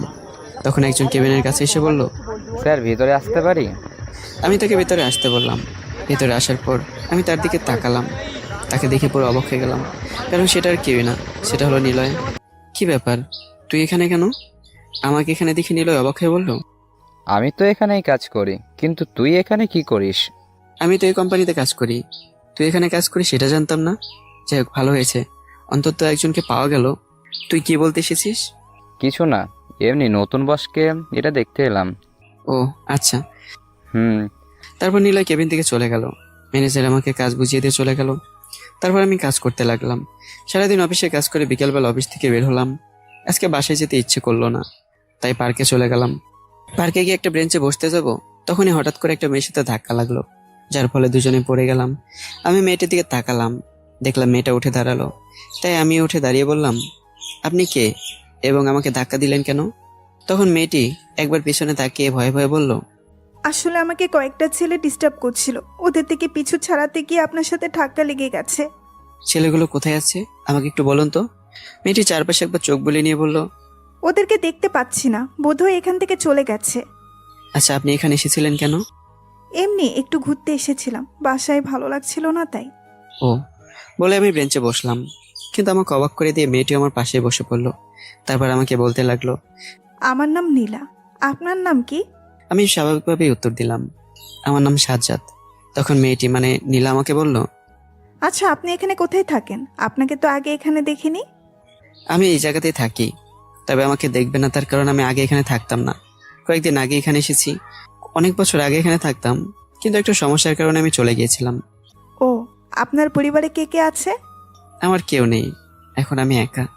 কেন, আপনার বাবা মার কি হয়েছে? আমি মাথা নিচু করেই বললাম, তারাও আছে, তবে তারা আমাকে নিজের সন্তান থেকে বঞ্চিত করেছে। নীলা অনেকটা অবাক হয়ে বলল, আপনার সাথে কি হয়েছিল সেটা একটু বলবেন? সেটা শুনে আপনি কি করবেন?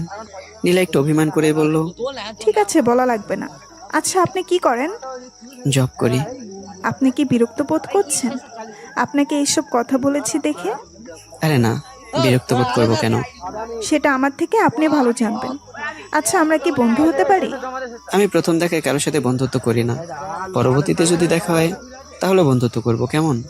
নীলা হাসতে হাসতে বলল, আপনি যেন কেমন কোনো কিছুই আগ্রহ নেই। আমি যে আপনার সাথে কথা বলছি, আপনি আমাকে কোনো গুরুত্বই দিচ্ছেন না। আমি বসা থেকে উঠে দাঁড়িয়ে বললাম, আচ্ছা তাহলে থাকেন, আমাকে বাসায় যেতে হবে। আপনার সাথে কথা বলে ভালো লাগলো। নীলা বসা থেকে উঠে দাঁড়াতে দাঁড়াতে বলল, আচ্ছা, আপনার নাম্বারটা দেওয়া যাবে? বলছিলাম না, প্রথম দেখায় কাউকে কোনো কিছু দেয় না। তাহলে আবার কবে দেখা হবে? যেদিন নিয়তি চাইবে সেদিন দেখা হবে। বলে ওখান থেকে গাড়ি নিয়ে বাসায় চলে এলাম। বাসায় এসে ফ্রেশ হয়ে বাইরে নিলয়কে কল দিলাম। রিং হওয়ার কিছুক্ষণ পর নিলয় কলটা ধরলো। আমি বললাম, কোথায় আছিস? আছি চৌরাস্তা বসে। তুই কোথায়? ঠিক আছে, তুই থাক, আমি আসছি। বলে কলটা কেটে দিয়ে হাঁটতে লাগলাম। ঘড়ির দিকে তাকিয়ে দেখলাম সন্ধ্যা 7টা বাজে। হেঁটে হেঁটে চৌরাস্তার দিকে যাচ্ছিলাম। হঠাৎ করে কেউ একজন পেছন থেকে আমার হাতটা ধরলো। আমি পেছনে তাকিয়ে দেখি ভাইয়া, আব্বু, আম্মু দাঁড়িয়ে আছে। আজ অনেকদিন পর আবার তাদের দেখলাম, তবে কিছু বললাম না। তখন ভাইয়া বলতে লাগলো, আব্বু তোকে কিছু বলবে? কি বলবেন সেটা একটু তাড়াতাড়ি বলুন, আমার তো সময় নেই। তখন আব্বু বলল, তুই আমাদের সাথে বাসায় ফিরে চল। এভাবে আর কয়দিন থাকবি? যতদিন বেঁচে থাকবো ততদিন আমি এভাবেই থাকবো। আপনাদের ওই বাসায় যাওয়ার আমার কোনো ইচ্ছে নেই, এবং আপনারা প্লিজ আমার সাথে কথা বলতে আসবেন না। দেখ, আমরা ভুল করেছি, সেটা মানছি। আমরা এখনও সত্যটা জানি না। আমাদের বিশ্বাস তুই এমন কিছু করিসনি, তাই তোকে বাসায় নিয়ে যেতে এসেছি। আমি রেগে গিয়ে বললাম, যেহেতু আসল সত্যটা জানেন না, তাহলে আমাকে বাসায় নিয়ে যাওয়ার চিন্তা করছেন কিভাবে? আমি বলছি আমি কখন আপনাদের বাসায় যাব, এরপর থেকে আমার সাথে আর কথা বলতে আসবেন না প্লিজ। এটা বলে ওখান থেকে হাঁটা শুরু করলাম। আমার এমন রাগীভাবে কথা বলা দেখে রাস্তায় অনেকে আমাদের দিকে তাকিয়েছিল, কিন্তু আমি সেদিকে পাত্তা না দিয়ে চলে এলাম। তারা এখন বুঝতে পারবে কষ্ট কাকে বলে। এখন সত্যটা জানে না, তাই এমন অবস্থা। যখন পুরো ঘটনা জানবে তখন তো তাদের পাওয়া যাবে না। পিছনে তাকে দেখলাম তারা এখানে এখনো দাঁড়িয়ে আছে, তাই সেদিকে বেশি মনোযোগ না দিয়ে চৌরাস্তায় গিয়ে নিলয়কে কল দিয়ে জিজ্ঞাসা করলাম, কোথায় আছিস? নীলা আমাকে ঠিকানা বলল। আমি এই জায়গা মতো চলে গেলাম। নীলা একটা ফুলের দোকানে কি যেন কথা বলছে। ফুলের দোকানে কিসের জন্য এসেছে সেটা জানার জন্য বললাম, তুই এখানে কিসের জন্য এসেছিস? কালকে আমাদের প্রথম বিবাহ বার্ষিকী, তাই বাসায় ছোট্টখাট্ট একটা পার্টির রেখেছি, তাই ফুল নিচ্ছি, বাসা সাজাবো। ও, কাল শুক্রবার আছে, বিকালের দিকে চলে আসিস কেমন? ঠিক আছে, আসার চেষ্টা করব। চেষ্টা করলে হবে না, তোকে আসতেই হবে। এখন চল, অনেক কিছু কেনাকাটা করা লাগবে, সেগুলো কিনে নিয়ে আসি। তারপর নীলের সাথে গেলাম কেনাকাটা করতে। নীলা অনেক কিছুই কিনলো। কেনাকাটা শেষ করে দুজনে রিক্সায় উঠে বাসার দিকে যেতে লাগলাম। রিক্সা আমার বাসার সামনে আসতেই নিলয়কে বললাম, আমি তাহলে বাসায় চলে যাই, কালকে তোর সাথে দেখা হবে। এখন বাসায় যাবি? তাছাড়া কি করব, তুই তো এখন বাসায় চলেই যাবি। ঠিক আছে, তাহলে যা। বলে রিক্সাওয়ালা মামাকে রিক্সা থামাতে বললাম। মামা রিক্সা থামানোর পর আমি রিক্সা থেকে নেমে ভাড়া দিতে যাব। এমন সময় নিলয় বলল, তোর ভাড়া দেওয়া লাগবে না, আমি ভাড়া দিব, তুই বাসায় চলে যা। ভাড়াটা আমি দিয়ে দিচ্ছি, সমস্যা কি? না, তোর ভাড়া দেওয়া লাগবে না, ভাড়াটা আমি দিয়ে দিচ্ছি, তুই চলে যা। আর মামা, রিক্সার টান দেন। সত্যি সত্যি নিলয় আমাকে ভাড়াটা দিতে দিল না, রিক্সা নিয়ে চলে গেল। আমি টাকাটা পকেটে রেখে দরজার সামনে এসেই লক খুলে ভিতরে চলে গেলাম। আজকে ডিনার করব না, তাই ফ্রেশ হয়ে এসে শুয়ে থেকে টিভি দেখতে লাগলাম। টিভি দেখতে দেখতে কখন ঘুমিয়ে গেছি সেটা মনে নেই। পরদিন ঘুম থেকে উঠে ফ্রেশ হয়ে নাস্তা করতেই বাসা থেকে বের হলাম। রেস্টুরেন্টে গিয়ে নাস্তা করে আবার বাসায় চলে এলাম। সারাদিন বাসার ভেতরে থেকে কাটিয়ে দিলাম। বিকেলবেলা রেডি হয়ে গাড়িটা নিয়ে নিলয়ের বাসায় গেলাম। কলিং বেল বাজাতে নিলয় এসে দরজা খুলে দিল। আমি ভেতরে প্রবেশ করে দেখলাম অনেক মানুষজন বসে আছে। তখন আমি নিলয়কে বললাম, কতজন ইনভাইট করেছিস? বেশি না, আমার এবং জান্নাতের আত্মীয় স্বজন। তুই একটা কাজ কর, তুই গিয়ে ওখানে বসে থাক, ভালো লাগবে। ঠিক আছে। নিলয়ের কথা মতো আমি গিয়ে সোফায় বসলাম। সোফায় বসে বসে ফোন টিপছিলাম। এমন সময় পেছন থেকে একটা মেয়েলি কণ্ঠ বলে উঠলো, আরে আপনি এখানে? কণ্ঠটা আমার কাছে কেমন যেন চেনা চেনা লাগলো। মনে হচ্ছে কণ্ঠটা আগেও শুনেছি, কিন্তু এটা কার কণ্ঠ সেটা জানার জন্য পেছনে তাকালাম। দেখলাম পেছনে তাকিয়ে অবাক হয়ে গেলাম, কারণ পেছনে নীলা দাঁড়িয়ে আছে। আমাকে ওর দিকে তাকানো দেখে মিষ্টি একটা হাসি দিয়ে বলল, আপনি এখানে কি করছেন? এটা আমার বন্ধুর বাসা, কিন্তু আপনি এখানে কেন? আসলে এটা আমার কাজিনের শ্বশুর বাড়ি। আজকে ওর বিবাহ বার্ষিকী, তাই এসেছি। আপনার কাজিনকে? নিলয় ভাইয়ার বউ জান্নাত, চিনেন কি? চিনি। তখন নীলা আমার পাশে বসতে বসতে বলল, আমি ভাবতে পারিনি আপনার সাথে আবার এভাবে দেখা হবে। কেন? আমার সাথে দেখা হয়ে ভালো লাগছে না? ভালো না লাগলে অন্য কারোর সাথে কথা বলেন। আমি কি সেটা বলছি? আপনার ব্যবহার দেখেই বুঝছি আপনি খুব ঝগড়াটে। আমি ঝগড়াটে না, আমি সবসময় উচিত কথাই বলি, যেটা সবার ঠিক জায়গায় গিয়ে লাগে। তখন নীলা আমাদের কাছে এসে বলল, তুই এখন এখানে বসে আছিস? আমি বললাম, তাছাড়া আমি কি করব? সেটা বলছি নীলা, তোমাকে জান্নাত ডাকছে, যাও গিয়ে শুনে আসো। আমাকে আবার ডাকছেন কেন? আমি জানি না, তুমি গিয়ে শুনে আসো। তখন নীলা আমাকে বলল, আচ্ছা আমি শুনে আসছি, আপনি কিন্তু কোথাও যাবেন না, আপনার সাথে আমার কথা আছে। বলে নীলা চলে গেল। তখন আমি নিলয়কে বললাম, বস তুই আমার পাশে। নীলা আমার পাশে বসতে বসতে বলল, বল, কি বলবি? নীলা তোদের কি হয়? নীলা হলো জান্নাতের কাজিন। কিন্তু তুই এসব জিজ্ঞেস করছিস কেন? এমনি জিজ্ঞাসা করলাম। কিন্তু তুই নীলাকে চিনিস কিভাবে? কালকে পার্কে গিয়েছিলাম, তারপর আমার এবং নীলার ঘটনা খুলে বললাম। আমাদের ঘটনা শুনে নিলয় বলল, বুঝতে পেরেছি। আচ্ছা চল, ওদিকে সবকিছু রেডি হয়ে গিয়েছে বোধহয়। তুই যা, আমি এখানে বসে থেকে দেখব, দাঁড়িয়ে থাকতে আর ভালো লাগছে না। ঠিক আছে তাহলে থাক। বলেই নিলয় চলে গেল। কেক কাটলো, সেটা সবাইকে খাওয়ালো। একটু পর নীলা হাতে এক টুকরো কেক নিয়ে আমার কাছে এসে বলল, নিন, কেকটুকু আপনার জন্য নিয়ে এলাম। আমার জন্য আপনাকে কে কেক আনতে বলেছে? কেউ বলেনি, আমার মন বলল তাই নিয়ে এলাম। এখন কথা না বলে নিন, কেকটা খান। আমি খাবো না, যদি এটাতে কিছু মিশিয়ে থাকেন। তার চেয়ে বরং আপনিই খান এটা। আশ্চর্য, আমি কেন কেক কিছু মিশিয়ে নিয়ে আসবো? কি জন্য নিয়ে আসবেন সেটা আমার থেকে আপনিই ভালো জানবেন। এটাতে কিছু মিশিয়ে আনিনি, এখন আপনি না বলে এটা খান, পরে আপনার সব কথা শুনবো। দেখলাম নীলা এত জোরাজুরি করছে, তাহলে খেয়ে নেই। তাই কেকটা হাতে নিয়ে খেয়ে নিলাম। তখন নীলা আবার বলল, আচ্ছা এখন কি আমরা বন্ধু হতে পারি? বন্ধু হয়ে কি করবেন? বর্তমান যুগে বন্ধু না হয় ভালো। আপনি কিন্তু কথা দিয়েছিলেন, এখন সেটা রাখছেন না কেন? কি বলেছিলাম একটু বলবেন? কেন? কালকে না বললেন পরে যদি আবার দেখা হয় তাহলে আমার সাথে বন্ধুত্ব করবেন, এখন করছেন না কেন? আমি ভাবতে লাগলাম যে বন্ধুত্ব করবো কিনা। একটু ভেবে দেখলাম বন্ধুত্ব করলে তেমন কিছুই হবে না, তাই বললাম, ঠিক আছে বন্ধুত্ব করতে পারি, সমস্যা নেই। তাহলে তুমি করে বলতে হবে। ঠিক আছে। আচ্ছা তোমার ফোন নাম্বারটা দাও। সেটা পারবো না। ঠিক আছে, তুমি না দিলে আমি নিলয় ভাইয়ের কাছ থেকে নিয়ে নিব। ঠিক আছে। তখন আমাদের সামনে একটা মেয়ে এসে দাঁড়ালো। মেয়েটি বোরকা পরে থাকে চিনতে পারলাম না। আমরা মেয়েটির দিকে না তাকিয়ে দুজনে গল্প করছিলাম। তখন মেয়েটি রাগী কণ্ঠে বলে উঠলো, কি হচ্ছে এখানে? তুমি এই মেয়েটার সাথে কেন কথা বলছো? মেয়েটার কণ্ঠ আমার কাছে চেনা চেনা লাগলো। অনেকবার এই কণ্ঠটা শুনেছি, তাই ভাবতে লাগলাম এটা কার কণ্ঠ। কিছুক্ষণ ভাবার পর মনে পড়লো এটা তো মায়ের কণ্ঠ। তার মানে এটা মায়া। কিন্তু সে এখানে কি করছে? সে আমাকে জানতেই হবে। যেহেতু এখানে এসেছে তাহলে একটু অপমান করি। কি হলো, কিছু বলছো না কেন? মেয়েটিকে, ওর সাথে তুমি কি করছো? এটা মায়া কেনা সেটা নিশ্চিত হওয়ার জন্য বললাম, আমি যা খুশি তাই করি, সেটা আপনি বলার কে? আপনার নাম কি? তখন মায়া ওর মুখের উপর থেকে কাপড় সরিয়ে দেখালো। আমি যা ধরেছিলাম সেটাই ঠিক, মেয়েটা মায়া। এখন বলো আমি কে? আপনি এখানে কি চান? তুমি মেয়েটার সাথে কি করছো? কি করেছি সেটা আপনাকে বলবো কেন? আপনি কে? আমি যেই হই না কেন, আগে বলো তুমি এখানে কি করছো? সেটা আপনাকে বলবো? আপনি আমার কি হন যে আপনাকে বলতেই হবে? আমি তোমাকে ভালোবাসি, এটা তুমি ভুলে যেও না। এবার আমি নিজের রাগকে কন্ট্রোল করতে পারলাম না। জোরে করে বলে উঠলাম, আপনি নিশ্চয়ই এটা বলে যাচ্ছেন যে আপনার বিয়ে হয়ে গেছে? এবং এত বছর পর আমাকে বলতে এসেছেন যে আমাকে ভালোবাসেন। কেন? 8 বছর আগে আপনার ভালোবাসা কোথায় ছিল? সেদিন ওই কাজটা করার আগে একবার আপনার ভালোবাসার কথা মনে করেননি? সেদিন আমার জীবনটা শেষ করে আবার এসেছেন আমার জীবনটা নতুন করে শেষ করতে। ও, আপনি কেমন মেয়ে, হ্যাঁ, যার কিনা স্বামী থাকতে অন্য ছেলেকে সে বলে ভালোবাসি? আপনার কি কোনো লজ্জাশরম নেই? বেহায়া মেয়ে একটা। আমি আরো কয়েকটা কথা বলতাম, কিন্তু নীলয় আমাকে বাধা দেওয়ার কারণে আর বলতে পারলাম না। কথাগুলো বলে খেয়াল করলাম মায়ের চোখে পানি দিয়ে ভিজে গেছে। তখন নীলয় মাকে বলতে লাগলো, তুমি এখানে কেন এসেছো? তোমাকে তো বললাম তুমি সাজ্জাদের সাথে কথা বলবে না, তবুও কেন কথা বলতে আসো? ওর মনে তোমার জন্য কোনো প্রকার ভালোবাসা নেই, যা ছিল সব ঘৃণা। ও এখন এখানে দাঁড়িয়ে অপমান না হয়ে যাও, বাসায় যাও, আর কোনোদিন ওর সামনে আসবে না। মায়ের বোধহয় আমার এমন রাগ কখনো দেখেনি। এখানে উপস্থিত সবাই মায়েকে বাজে মেয়ে বলে নানান রকম মন্তব্য করতে লাগলো। মায়ের সেগুলো শুনতে না পেরে সেখান থেকে চলে গেল। তখন নীলা আমাকে বলল, তোমার মাথাটা একটু ঠান্ডা করো। এবং মেয়েটা কে? সেটা পরে বলবো, আমি বাসায় যাব, আমার এখন ভালো লাগছে না। ঠিক আছে, চলো, তোমাকে তোমার বাসায় নামিয়ে দিয়ে আসি। আমার সাথে কাউকে যেতে হবে না, আমি একাই চলে যাব। ও নিলয় থাক, কালকে অফিসে দেখা হবে। বলে নীলের বাসা থেকে বের হয়ে গাড়িটা নিয়ে বাসায় চলে এলাম। মায়া এসে আমার সুন্দর মেজাজটাকে একদম নষ্ট করে দিল।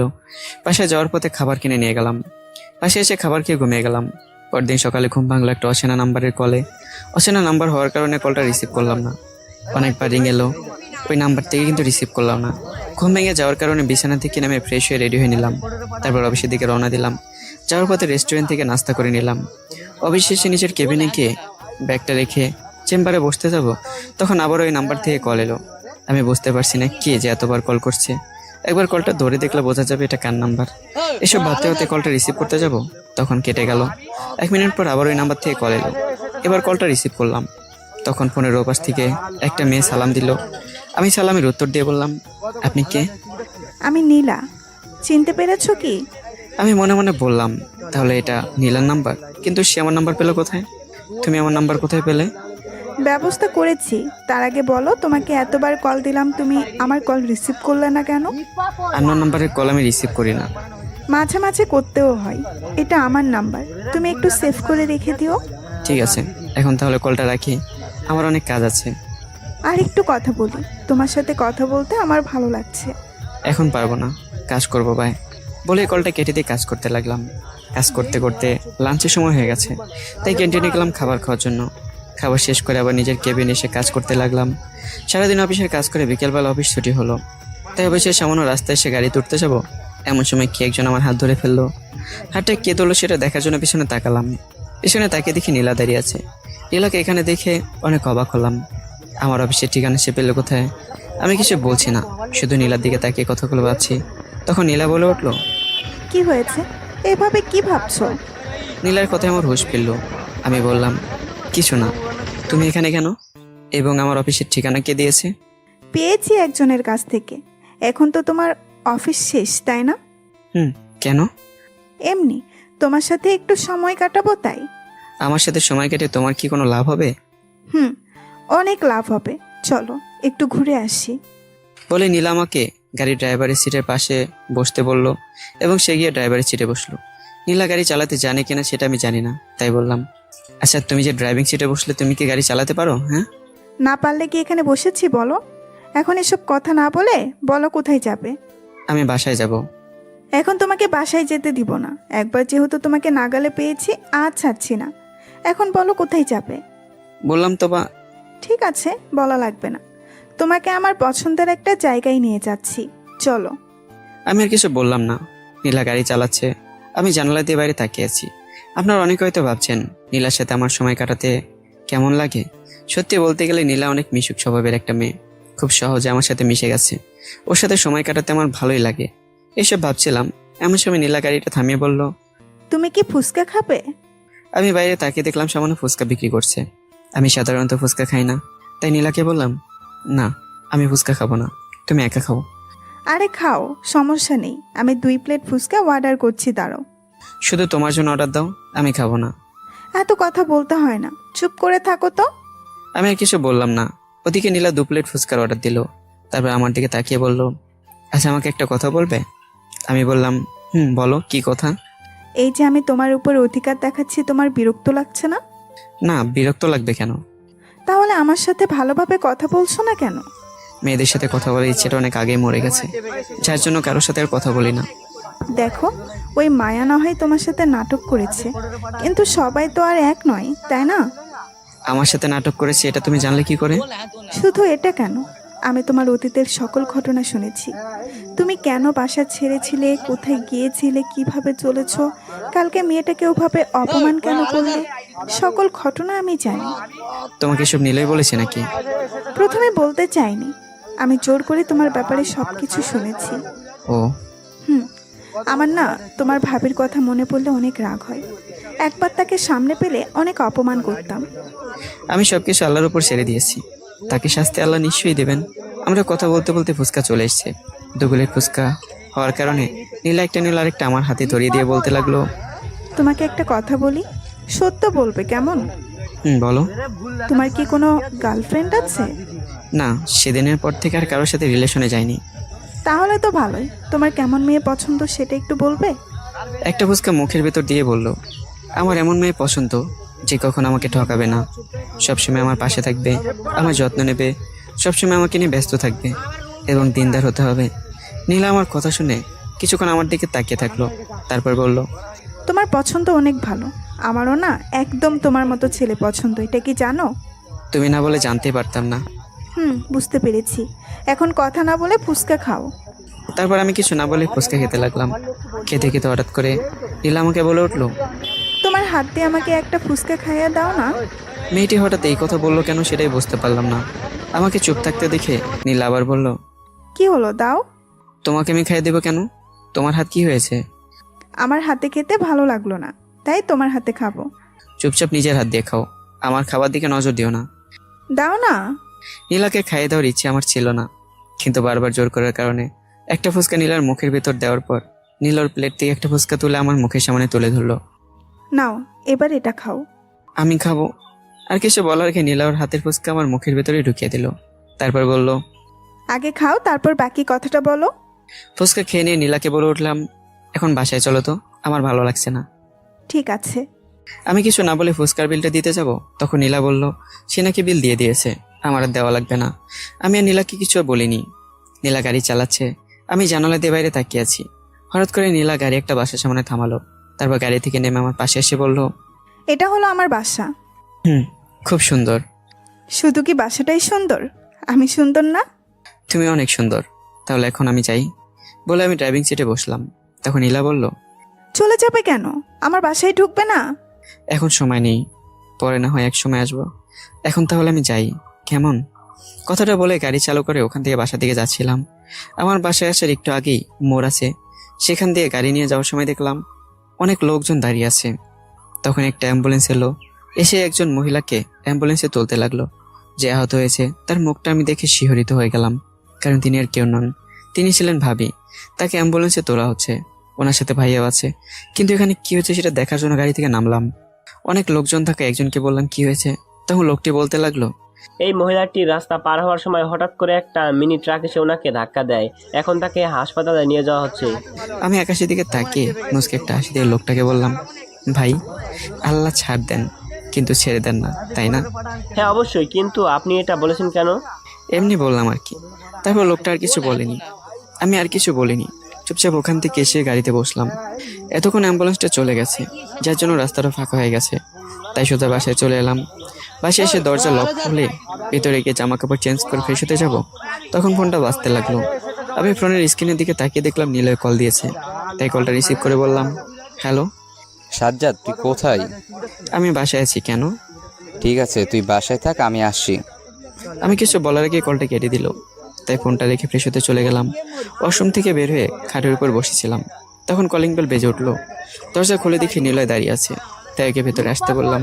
নিলয় ভেতরে আসার পর খাটের উপর বসলো, তারপর আমাকে বলল, ওদিকে কি হয়েছে সে খবর কি জানিস?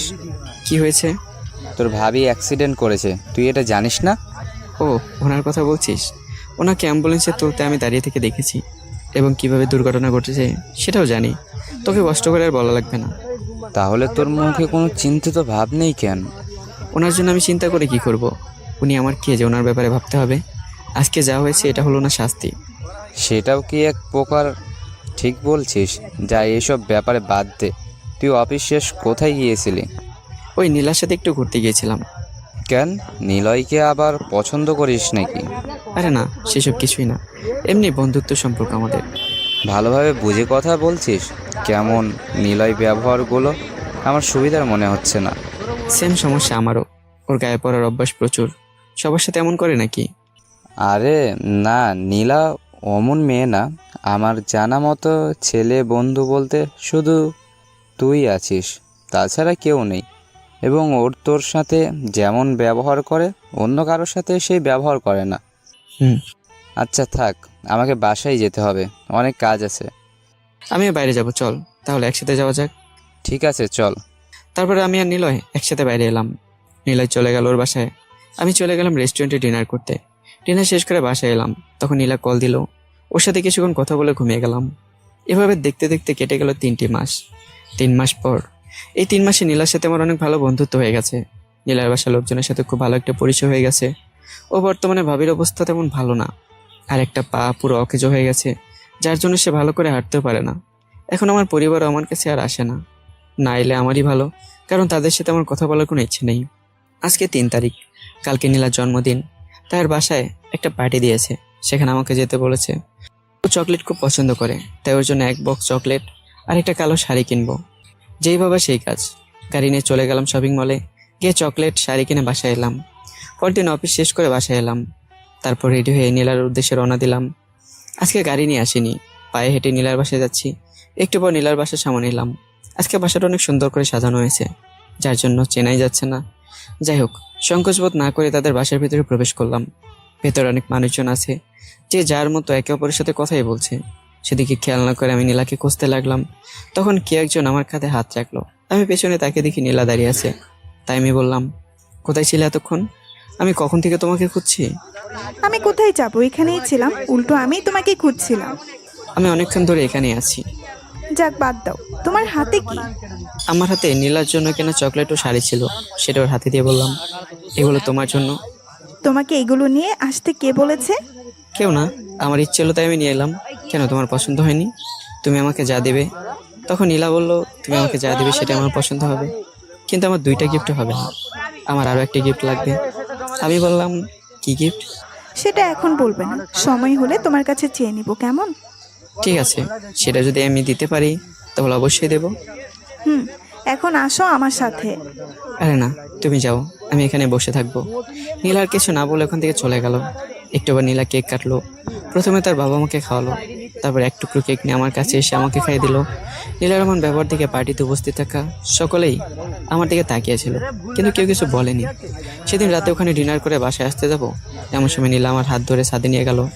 ছাদে নিয়ে আসার পর আমি বললাম, আমাকে ছাদে নিয়ে এলে কেন? তোমার সাথে চাঁদ দেখবো এবং এখন তোমার কাছে আমার সেই গিফট চাইবো। ঠিক আছে, বলো কি গিফট চাও। তুমি নিশ্চয়ই জানো আমি কেমন মেয়ে। আমার যত পাগলামি সব কিছু শুধু তোমার সাথে করি, তাই আজকে যে গিফট চাইবো সেটা তুমি দিবে কি না সেটা নিয়ে আমার সন্দেহ আছে। বলো কি চাও। বলবো? হুম। আমার তোমাকে চাই, তুমি কি হবে আমার? কথাটা বলে ওর মুখটা আমার বুকে লুকিয়ে ফেললো। আমি কিছুক্ষণের জন্য নীলার কথাটা বারবার ভাবতে লাগলাম। নীলা কি বললো এটা? সে আমাকে চায়, কিন্তু সেটা তো সম্ভব না। তাই নীলাকে নিজের থেকে ছাড়িয়ে নিয়ে বললাম, তুমি কি বলছো? তোমার মাথা ঠিক আছে? যেটা বলেছি সবগুলো ঠিক। আমি তোমাকে ভালোবাসি, তাই কথাটা বললাম এবং আমার মাথাটা পুরো ঠিক আছে। তুমি যেটা চাইছো সেটা কোনোদিন হবে না, কারণ আমার ভালোবাসার উপর কোনো বিশ্বাস নেই। কেন নেই সেটা আমি জানি, তবে আমি কথা দিচ্ছি, আমাকে আপন করে নাও, তোমার মনে আবার নতুন করে ভালোবাসা তৈরি করে দিব। সেটা সম্ভব নয় বলে ওখান থেকে নেমে এলাম। নীলাকে কিসব আবল তাবল বললাম সেটা আমি নিজেও জানি না, তবে আমি কাউকে আবার ভালোবাসবো না। বিয়ের আগে ভালোবাসার কোনো বিশ্বাস আমার কাছে নেই। এসব ভাবতে ভাবতে বাসায় চলে এলাম। বাসায় এসে নিজের রুমে গিয়ে ফ্রেশ না হয়ে শুয়ে পড়লাম। রাত 11:30টার দিকে আমার কলিং বেল বেজে উঠলো। আমি একটু অবাক হলাম, এত রাতে আবার কে আসতে পারে। সেটা দেখার জন্য দরজা খুললাম, দেখি নিলয়। জান্নাত ও নীলাও দাঁড়িয়ে আছে আর কান্না করছে। তাই আমি নিলয়কে বললাম, কি হয়েছে, তোরা এত রাতে এখানে কি করছিস? নিলয় কিছু না বলে টাস করে আমার গালে থাপ্পড় দিয়ে বলল, এত বড় একটা ঘটনা করে বলছিস কি হয়েছে? তোদের মাঝখানে আমরা পড়তে ঢুকতে চাই না। তোরা 2জন গিয়ে তোদের হিসাবটা বুঝে নে। এবং সাজ্জাদ, তুই রাজি হয়ে যা, না করিস না। বলে নীলাকে বাসার ভিতর ঢুকিয়ে দিয়ে নীলে চলে গেল। নীলা এখনো কান্না করে চলেছে। মেয়েটা বোধহয় সত্যি সত্যি আমাকে ভালোবাসে, যার জন্য এত কান্না করেছে। নীলার কান্না থামানোর জন্য আমি বললাম, এবার তোমার কান্নাটা বন্ধ করো, তোমার সাথে কথা বলি, তুমি খাটের উপর বসো। নীলা খাটের উপর বসলো, কিন্তু কিছুতেই কান্না থামাচ্ছে না। আমি ওর পাশে বসতে নীলা আমার হাত ধরে বলল, তুমি আমাকে মেনে নিচ্ছ না কেন? তোমাকে যে কতটা ভালোবাসি সেটা আমি বলে বোঝাতে পারবো না। তুমি কান্না থামাও, তারপর তোমাকে বলছি। এবার নীলা কান্না বন্ধ করে আমাকে বলল, ঠিক আছে বলো কি বলবে। তখন আমি বললাম, তুমি তোমার অতীত জানো, তবু কেন আমাকে ভালোবাসলে? আমি তোমার অতীতকে না, তোমাকে ভালোবাসি। সবার একটা না একটা খারাপ অতীত থাকে, সেটা নিয়ে সারা জীবন পড়ে থাকলে হবে না। আমাকে ভালোবাসো কবে থেকে? যেদিন তোমাকে প্রথম দেখেছিলাম সেই দিন থেকে। দেখো, তোমাকে একটা সত্য কথা বলি, আমার না এরকম ভালোবাসার উপর কোনো বিশ্বাস নেই। এটা শুনে নীলা আবার কান্না করতে লাগলো। তখন আমি ওর চোখের পানি মুছে দিয়ে বললাম, আমার পুরো কথাটা তো শোনো। তোমাকে ভালোবাসবো, তবে আমাকে বিয়ে করার পর, তার আগে কোনো ভালোবাসা পাবে না। এবার নীলা কান্নাতে আমি একটা মুচকে হাসি দিয়ে আমাকে জড়িয়ে ধরে বলল, ভালোবাসি যখন, তাহলে তো অবশ্যই বিয়ে করব। তোমার পরিবার কি আমাকে মেনে নেবে? আমি আমার পরিবারের সবাইকে রাজি করিয়ে রেখেছি, সবাই তোমাকে পছন্দ করে, তাই এটা নিয়ে চিন্তা করো না। আমি অবাক হয়ে বললাম, তার মানে আঙ্কেল আন্টিকে আগে থেকে বলেছো যে আমাকে ভালোবাসো? আমি কোনো প্রকার কাঁচা কাজ করি না, এবং কালকে আমরা বিয়ে করব, তারপর তোমাকে নিয়ে আমার নতুন জীবন শুরু করব। বলে নীলা আমার বুকে মুখ লাগালো। তখন আবার কলিং বেল বেজে উঠলো। আমি উঠতে যাবো এমন সময় নীলা বলল, তুমি থাকো, আমি গিয়ে দেখছি কে এসেছে। বলেই নীলাকে দরজা খুললো। দেখি নীলা এবং জান্নাত দাঁড়িয়ে আছে। নীলার ভেতরে প্রবেশ করতে করতে বলল, তোদের কি কথা শেষ নাকি? আমি বললাম, হ্যাঁ শেষ। তাহলে কালকে তোদের বিয়ে, রেডি থাকিস। ওকে। তখন নীলা আমার হাত ধরে বলল, তুমি আমাদের বাসায় চলো, তোমার এখানে থাকা লাগবে না। বলা যায় না কখন কে তোমাকে তুলে নিয়ে যাবে। তখন আমরা সবাই এসে উঠলাম। তারপর আর কি, সেদিন রাতেই নীলাদের বাসায় থাকলাম। পরদিন সন্ধ্যায় আমাদের বিয়ে হয়ে গেল। এভাবে দেখতে দেখতে আমাদের বিয়ের 1 বছর কেটেও গেল। আমি এবং নীলা ঢাকাতে এসেছি বেড়াতে। আমাদের বিয়ের 1 বছর হয়ে গেছে। এই 1 বছরে নীলা আমাকে কতটা ভালোবাসে সেটা বুঝে গেছি। দিন দিন নীলার ভালোবাসা আমার জন্য বাড়ছি। আমি এখন নীলাকে অনেক ভালোবাসি। নীলা সহজে আমার অতীত মনেই করতে দেয় না, সবসময় চেষ্টা করে যেন আমার অতীত মনে না করি। আমারও সেটার কথা আর মনে নেই, কারণ তাদের শাস্তি যা হওয়ার সেটা হয়ে গেছে। এবং সেদিনের পর থেকে মায়ের কোনো দেখাই পাইনি। একবার শুনেছিলাম সে নাকি দেশের বাড়ি চলে গেছে ওর হাজবেন্ডের সাথে। সন্ধ্যায় ছাদের উপর দাঁড়িয়ে আপনাদের কথাগুলো বলছিলাম। তখন নীলা আমার পাশে এসে দাঁড়িয়ে হাতটা ধরলো। আমি নীলার হাতটা ধরলাম এবং সারা জীবন এভাবে ধরে রাখতে চাই। 1 সপ্তাহ পর ঢাকা থেকে রাজশাহী এলাম। গাড়িটা বাসার সামনে রাস্তায় থামাতেই দেখলাম ভাইয়া বাসার সামনের রাস্তা দিয়ে ঘোরাঘুরি করছে। আমি সেদিকে খেয়াল না করে নীলাকে নিয়ে বাসার ভেতরে গেলাম। ব্যাগটা রেখে ওয়াশরুমে গিয়ে ফ্রেশ হয়ে বারান্দায় গেলাম। সেখান থেকে ব্যস্ত শহরটাকে দেখছিলাম। হঠাৎ দূর থেকে তাকিয়ে দেখলাম ভাইয়া দাঁড়িয়ে আমার দিকে তাকিয়ে আছে। বোধহয় কিছু বলতে এসেছে, কিন্তু সে সাহসটা করতে পারছে না। আমি নিজে থেকে কিছু বলতেই যাব না। সন্ধ্যা থেকে বাসা থেকে বের হলাম বন্ধু বান্ধবের সাথে দেখা করার জন্য। ওদের সাথে দেখা করে আড্ডা দিতে দিতে রাত 9টা বেজে গেল। তাই সবাইকে বিদায় দিয়ে বাসার দিকে রওনা দিলাম। বাসার অনেক কাছাকাছি চলে এসেছি, আর একটু হলে বাসায় পেয়ে যাব। এমন সময় পেছন থেকে কেউ একজন আমার হাত ধরে ফেললো। হাতটা কে ধরেছে সেটা দেখার জন্য আমি পিছনে তাকালাম। দেখে ভাই আমার হাতটা ধরে আছে। আমি হাতটা ছাড়িয়ে নিয়ে বললাম, আপনি আমার হাত ধরেছেন কি জন্য? তোর সাথে আমার কথা আছে। তুই এতদিন কোথায় ছিলি? তোকে তো দেখতে পেলাম না এতদিন। আমি কোথায় ছিলাম সেটা আপনার না জানলেও চলবে। তার আগে আপনি বলুন, কি বলবেন? এভাবে আর কতদিন রাগ করে থাকবি? চল না ভাই, আবার আমার সাথে নীলাকে নিয়ে বাসায় চল। সরি, আপনি ভাই কাকে বলছেন? আমি কারো ভাই না। দেখ, এভাবে অভিমান করে থাকিস না প্লিজ। তুই আমার সাথে বাসায় চল। তোর ভাবি আব্বুকে সব কিছু সত্য বলে দিয়েছে। বলেছে, ভালো করেছে। এখন আমি কি করব? এতে আমার কিছুই করার নেই। তুই এভাবে বলিস না। আমি ওনাদের কথা দিয়েছি, তোকে আবার ফিরিয়ে নিয়ে আসবো। সেটা হবে না, ভালো থাকবেন বলে ওখান থেকে হাঁটা শুরু করলাম। বাসায় আসার সময় ভাই অনেকবার আমার সাথে কথা বলতে চেয়েছিল, কিন্তু আমি একটা কথা বলিনি। পাশে এসে কলিং বেল বাজাতে নীলা দরজা খুলে দিল। আমি বাসায় প্রবেশ করে ফ্রেশ হয়ে নিয়ে খাটের উপর বসে টিভি দেখছিলাম। তখন নীলা এসে আমার পাশে বসে আমার হাতটা জড়িয়ে ধরে বলল, তোমাকে একটা কথা বলার আছে। হ্যাঁ বলো, কি বলবে? ভাইয়াকে দেখলাম আমাদের বাসার আশেপাশে দিয়ে ঘোরাঘুরি করতে। কি কারণে এসেছিল? নীলার এমন কথা শুনে অবাক হয়ে গেলাম, কারণ নীলাকে কখনো আমার পরিবারের কারো ছবি দেখায়নি বা তাদের কারোর সাথে পরিচয় করে দিইনি। তাহলে ভাইয়া কি কিভাবে চিনলো সেটা জানার জন্য বললাম, তুমি ওনাকে কিভাবে চেনো? তোমাকে তো কখনো ওদের কারো ছবি দেখায়নি। আরে তুমি না দেখালে কি হবে? এই দুনিয়াতে ছবি দেখানোর লোক কম আছে নাকি? তারপরও বলো, তুমি কার কাছ থেকে ছবিটা দেখেছো? জান্নাত আপুর কাছ থেকে। কিন্তু তোমার জান্নাত আপু ওনাদের ছবি কোথায় পেলো? নিলয় ভাইয়া এনে দিয়েছিল, সেখান থেকেই দেখেছিলাম। এখন ওইসব বাদ দাও, তার আগে আমার প্রশ্নের উত্তর দাও। ঠিক আছে, প্রশ্নটা বলো। ওই যে তোমার ভাইয়া এইখান দিয়ে ঘোরাঘুরি করছে কেন? আমাকে তাদের বাসায় নিয়ে যেতে চাই তাই। ও, তুমি চাইলে যেতে পারো, সমস্যা নেই। এইভাবে কতদিন থাকবে? আমি যখন ওই বাসা ছেড়েছিলাম তখন বলেছিলাম বেঁচে থাকতে ওই বাসায় যাব না। তাতে সমস্যা কি? তোমার বাবা মাকে এই বাসায় নিয়ে আসবে। আমি কিছু বললাম না, চুপ করে থাকলাম। তখন নীলা আবার বলল, কি হয়েছে? এভাবে চুপচাপ আছো কেন? এমনি। আচ্ছা থাকো, আমি খাবার নিয়ে আসছি। বলে নীলা খাবার আনতে চলে গেল। একটু পর নীলা খাবার নিয়ে এলো। তারপর আমরা দুজনে খাবার খেয়ে ঘুমিয়ে গেলাম। পরদিন সকালে ঘুম থেকে উঠে নাস্তা করে অফিসে চলে গেলাম। কয়েকদিন অফিসে না আসার কারণে অনেক কাজ পড়ে আছে। ও সবাই ভালোভাবে কাজও করছে না। সারাদিন কাজ করে বিকেলে বাসায় এলাম। বাসায় দরজার সামনে এসে কলিং বেল বাজিয়ে নিচে তাকালাম, দেখলাম 4 জোড়া নতুন জুতা। তার মানে কেউ আমার বাসায় এসেছে। এতক্ষণে নীলা দরজা খুলে দিয়েছে। আমাকে জুতোর দিকে তাকিয়ে থাকতে দেখে নীলা বলল, নিচে কি তাকিয়ে আছো? ভেতরে আমার সাথে একটু ছাদে চলো, তোমার সাথে কথা আছে। কি বলবে এখানে বলো, ছাদে যাওয়ার কি দরকার আছে? এবং বাসায় কে এসেছে? সেটা একটু পরেই বলছি, আগে ছাদে চলো। বলে নীলা আমার হাত ধরে ছাদে নিয়ে গেল। ছাদের উপর আসার পর নীলাকে বললাম, এখন তাহলে বলো তুমি কি বলবে, যার জন্য আমাকে এখানে নিয়ে এসেছো? আগে বলো, আমি যা চাইবো সেটা আমাকে দিবে। আগে বলো কি চাও? নিচে তোমার বাবা মা আছে, আমি চাই তুমি ওনাদের ক্ষমা করে দিয়ে আবার আপন করে নিবে। সেটা কিভাবে সম্ভব বলো? আমি জানি না, তুমি যদি আমাকে ভালোবেসে থাকো তাহলে এটা তোমাকে করতেই হবে। কিন্তু তাদের ক্ষমা করলে এ বাসায় যেতে হবে, সেখানে তো আমি যাব না। তোমার ওখানে যাওয়া, তুমি আব্বু আম্মুকে এখানে রাখবে। আমারও কথা বলার মতো কেউ হবে। সারাদিন বাসায় একা একা থাকতে তো আর ভালো লাগে না। ঠিক আছে, কে কে এসেছে? ভাইয়া, ভাবি, আব্বু আম্মু ও তোমার ভাতিজা। ভাবি আমার কাছে কেন এসেছে? সেটা নিচে গিয়েই দেখতে পারবে। তারপর আমি এবং নীলা সিঁড়িতে নামতে লাগলাম। আমি নিচে নামছি আর ভাবছি, ভাইয়া আব্বু আম্মুকে ক্ষমা করে দেব, তবে ভাবিকে কখনো ক্ষমা করব না। ওনার জন্য আমার জীবন অনেক কিছু হারিয়েছি। এইসব ভাবতে ভাবতে আমরা নিচে চলে এলাম। আমি বাসার ভেতর প্রবেশ করে দেখলাম ভাবি চেয়ারে বসা, ভাইয়া আব্বু আম্মু সোফায় বসে আছে। ও খাটের উপর ভাইয়ের ছেলে বসে থেকে খেলছে। আমি গিয়ে ভাইয়ের ছেলের সাথে খাটের উপর বসলাম। আমার সাথে নীলা এসে বসলো।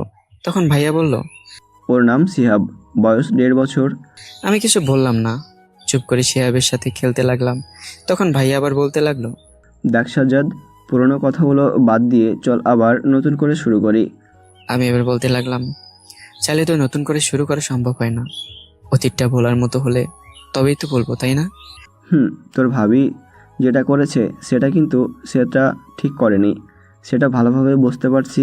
তাই আজ তার এই অবস্থা, দেখতে পাচ্ছিস না? আমি এবার কিছু আর বললাম না। তখন আব্বু আমার কাছে এসে বলতে লাগলো, সমস্যা তো তোর ভাবির সঙ্গে হয়েছে, আমরা না হয় না জেনে ভুল করছি। সেটা জানার পর তুই কি আমাদের উপর রাগ করে থাকবি? আমি নীলার দিকে তাকালাম। ইশারায় নীলা ওনাদেরকে ক্ষমা করার কথা বলছে। ভাইয়ের দিকে তাকালাম, দেখলাম সেও তাদের ক্ষমা করে দিতে বলছে। এবার আমি নিজে 2 মিনিট চোখ বন্ধ করে ভাবলাম, দোষ করেছে ভাবি। ওনার জন্য আব্বু আম্মু ভাইয়াকে কষ্ট দিয়ে লাভ নেই। আচমকা কোনো কিছু না ভেবেই আমি আব্বুকে জড়িয়ে ধরে কেঁদে দিলাম। আব্বু আমাকে জড়িয়ে ধরলো। একটু পর ছেড়ে দিয়ে বললাম, তোমাদের কারো উপর আমার রাগ নেই, তোমাদের সবাইকে ক্ষমা করে দিয়েছি। আমার কথার মাঝখানে ভাবি বলে উঠলো, আমার উপর কি এখনো রেগে আছো? আপনাদের উপর আমার কোনো রাগ নেই, তবে আপনার কাছে অনুরোধ, আপনি কখন আমার সামনে আসবেন না প্লিজ। ভাবি আমার কথাটা শুনে একটু কান্না করলো। উনি কান্না করলে করুক, তাতে আমার কিচ্ছু করার নেই। ভাবির এমন কান্না দেখে ভাইয়া ওনাকে নিয়ে বাসায় গেল এবং আমাকে ওনাদের বাসায় যেতে বলল। তখন আমি বললাম, তোমাদের সাথে মিল হয়েছে দেখে ওটা ভেবো না যে তোমাদের ওই বাসায় যাব। আমি কখনোই বাসায় যাব না। কি জন্য যাবি না? সেটা জানি না, তবে আমি ওই বাসায় সহজে যাব না। বলেই ছাদের উপরও চলে এলাম। ছাদের উপরে এসে চোখ বন্ধ করে দাঁড়িয়ে আছি। তখনই নীলা আমাকে পেছন থেকে জড়িয়ে ধরে বলল, সত্যি আমি অনেক খুশি তোমাদের আবার এক হতে দেখে। আমার অনেক ভালো লাগছে আজ। অনেক বছর পর আব্বু আম্মুকে হাসতে দেখলাম এবং সারা জীবন এভাবে দেখতে চাই। আমিও তোমাকে সারা জীবন এভাবে হাসি খুশি দেখতে চাই। ওকে মিসেস। তখন হঠাৎ করে মায়ের কথা মনে পড়লো। জানি না মেয়েটা কোথায় আছে, তবে যেখানে থাকুক না কেন ভালোই আছে, কারণ বেঈমান কখনো খারাপ থাকতে পারে না। হঠাৎ করে ছাদের উপর আব্বু আম্মু চলে এলো। তারপর আমরা গল্প করতে লাগলাম। আজ অনেক বছর পর তাদের সাথে গল্প করে অনেক ভালো লাগলো। ও এটা সারা জীবন লাগবে, যতদিন বেঁচে আছি। আপনারাও সবাই দোয়া করবেন আমাদের জন্য, যেন সারা জীবন এভাবে থাকতে পারি। তো বন্ধুরা, গল্পটি কেমন হয়েছে অবশ্যই কমেন্ট করবেন। দেখা হচ্ছে নতুন গল্পে। ভালো থাকবেন, সুস্থ থাকবেন। আল্লাহ হাফিজ, টাটা।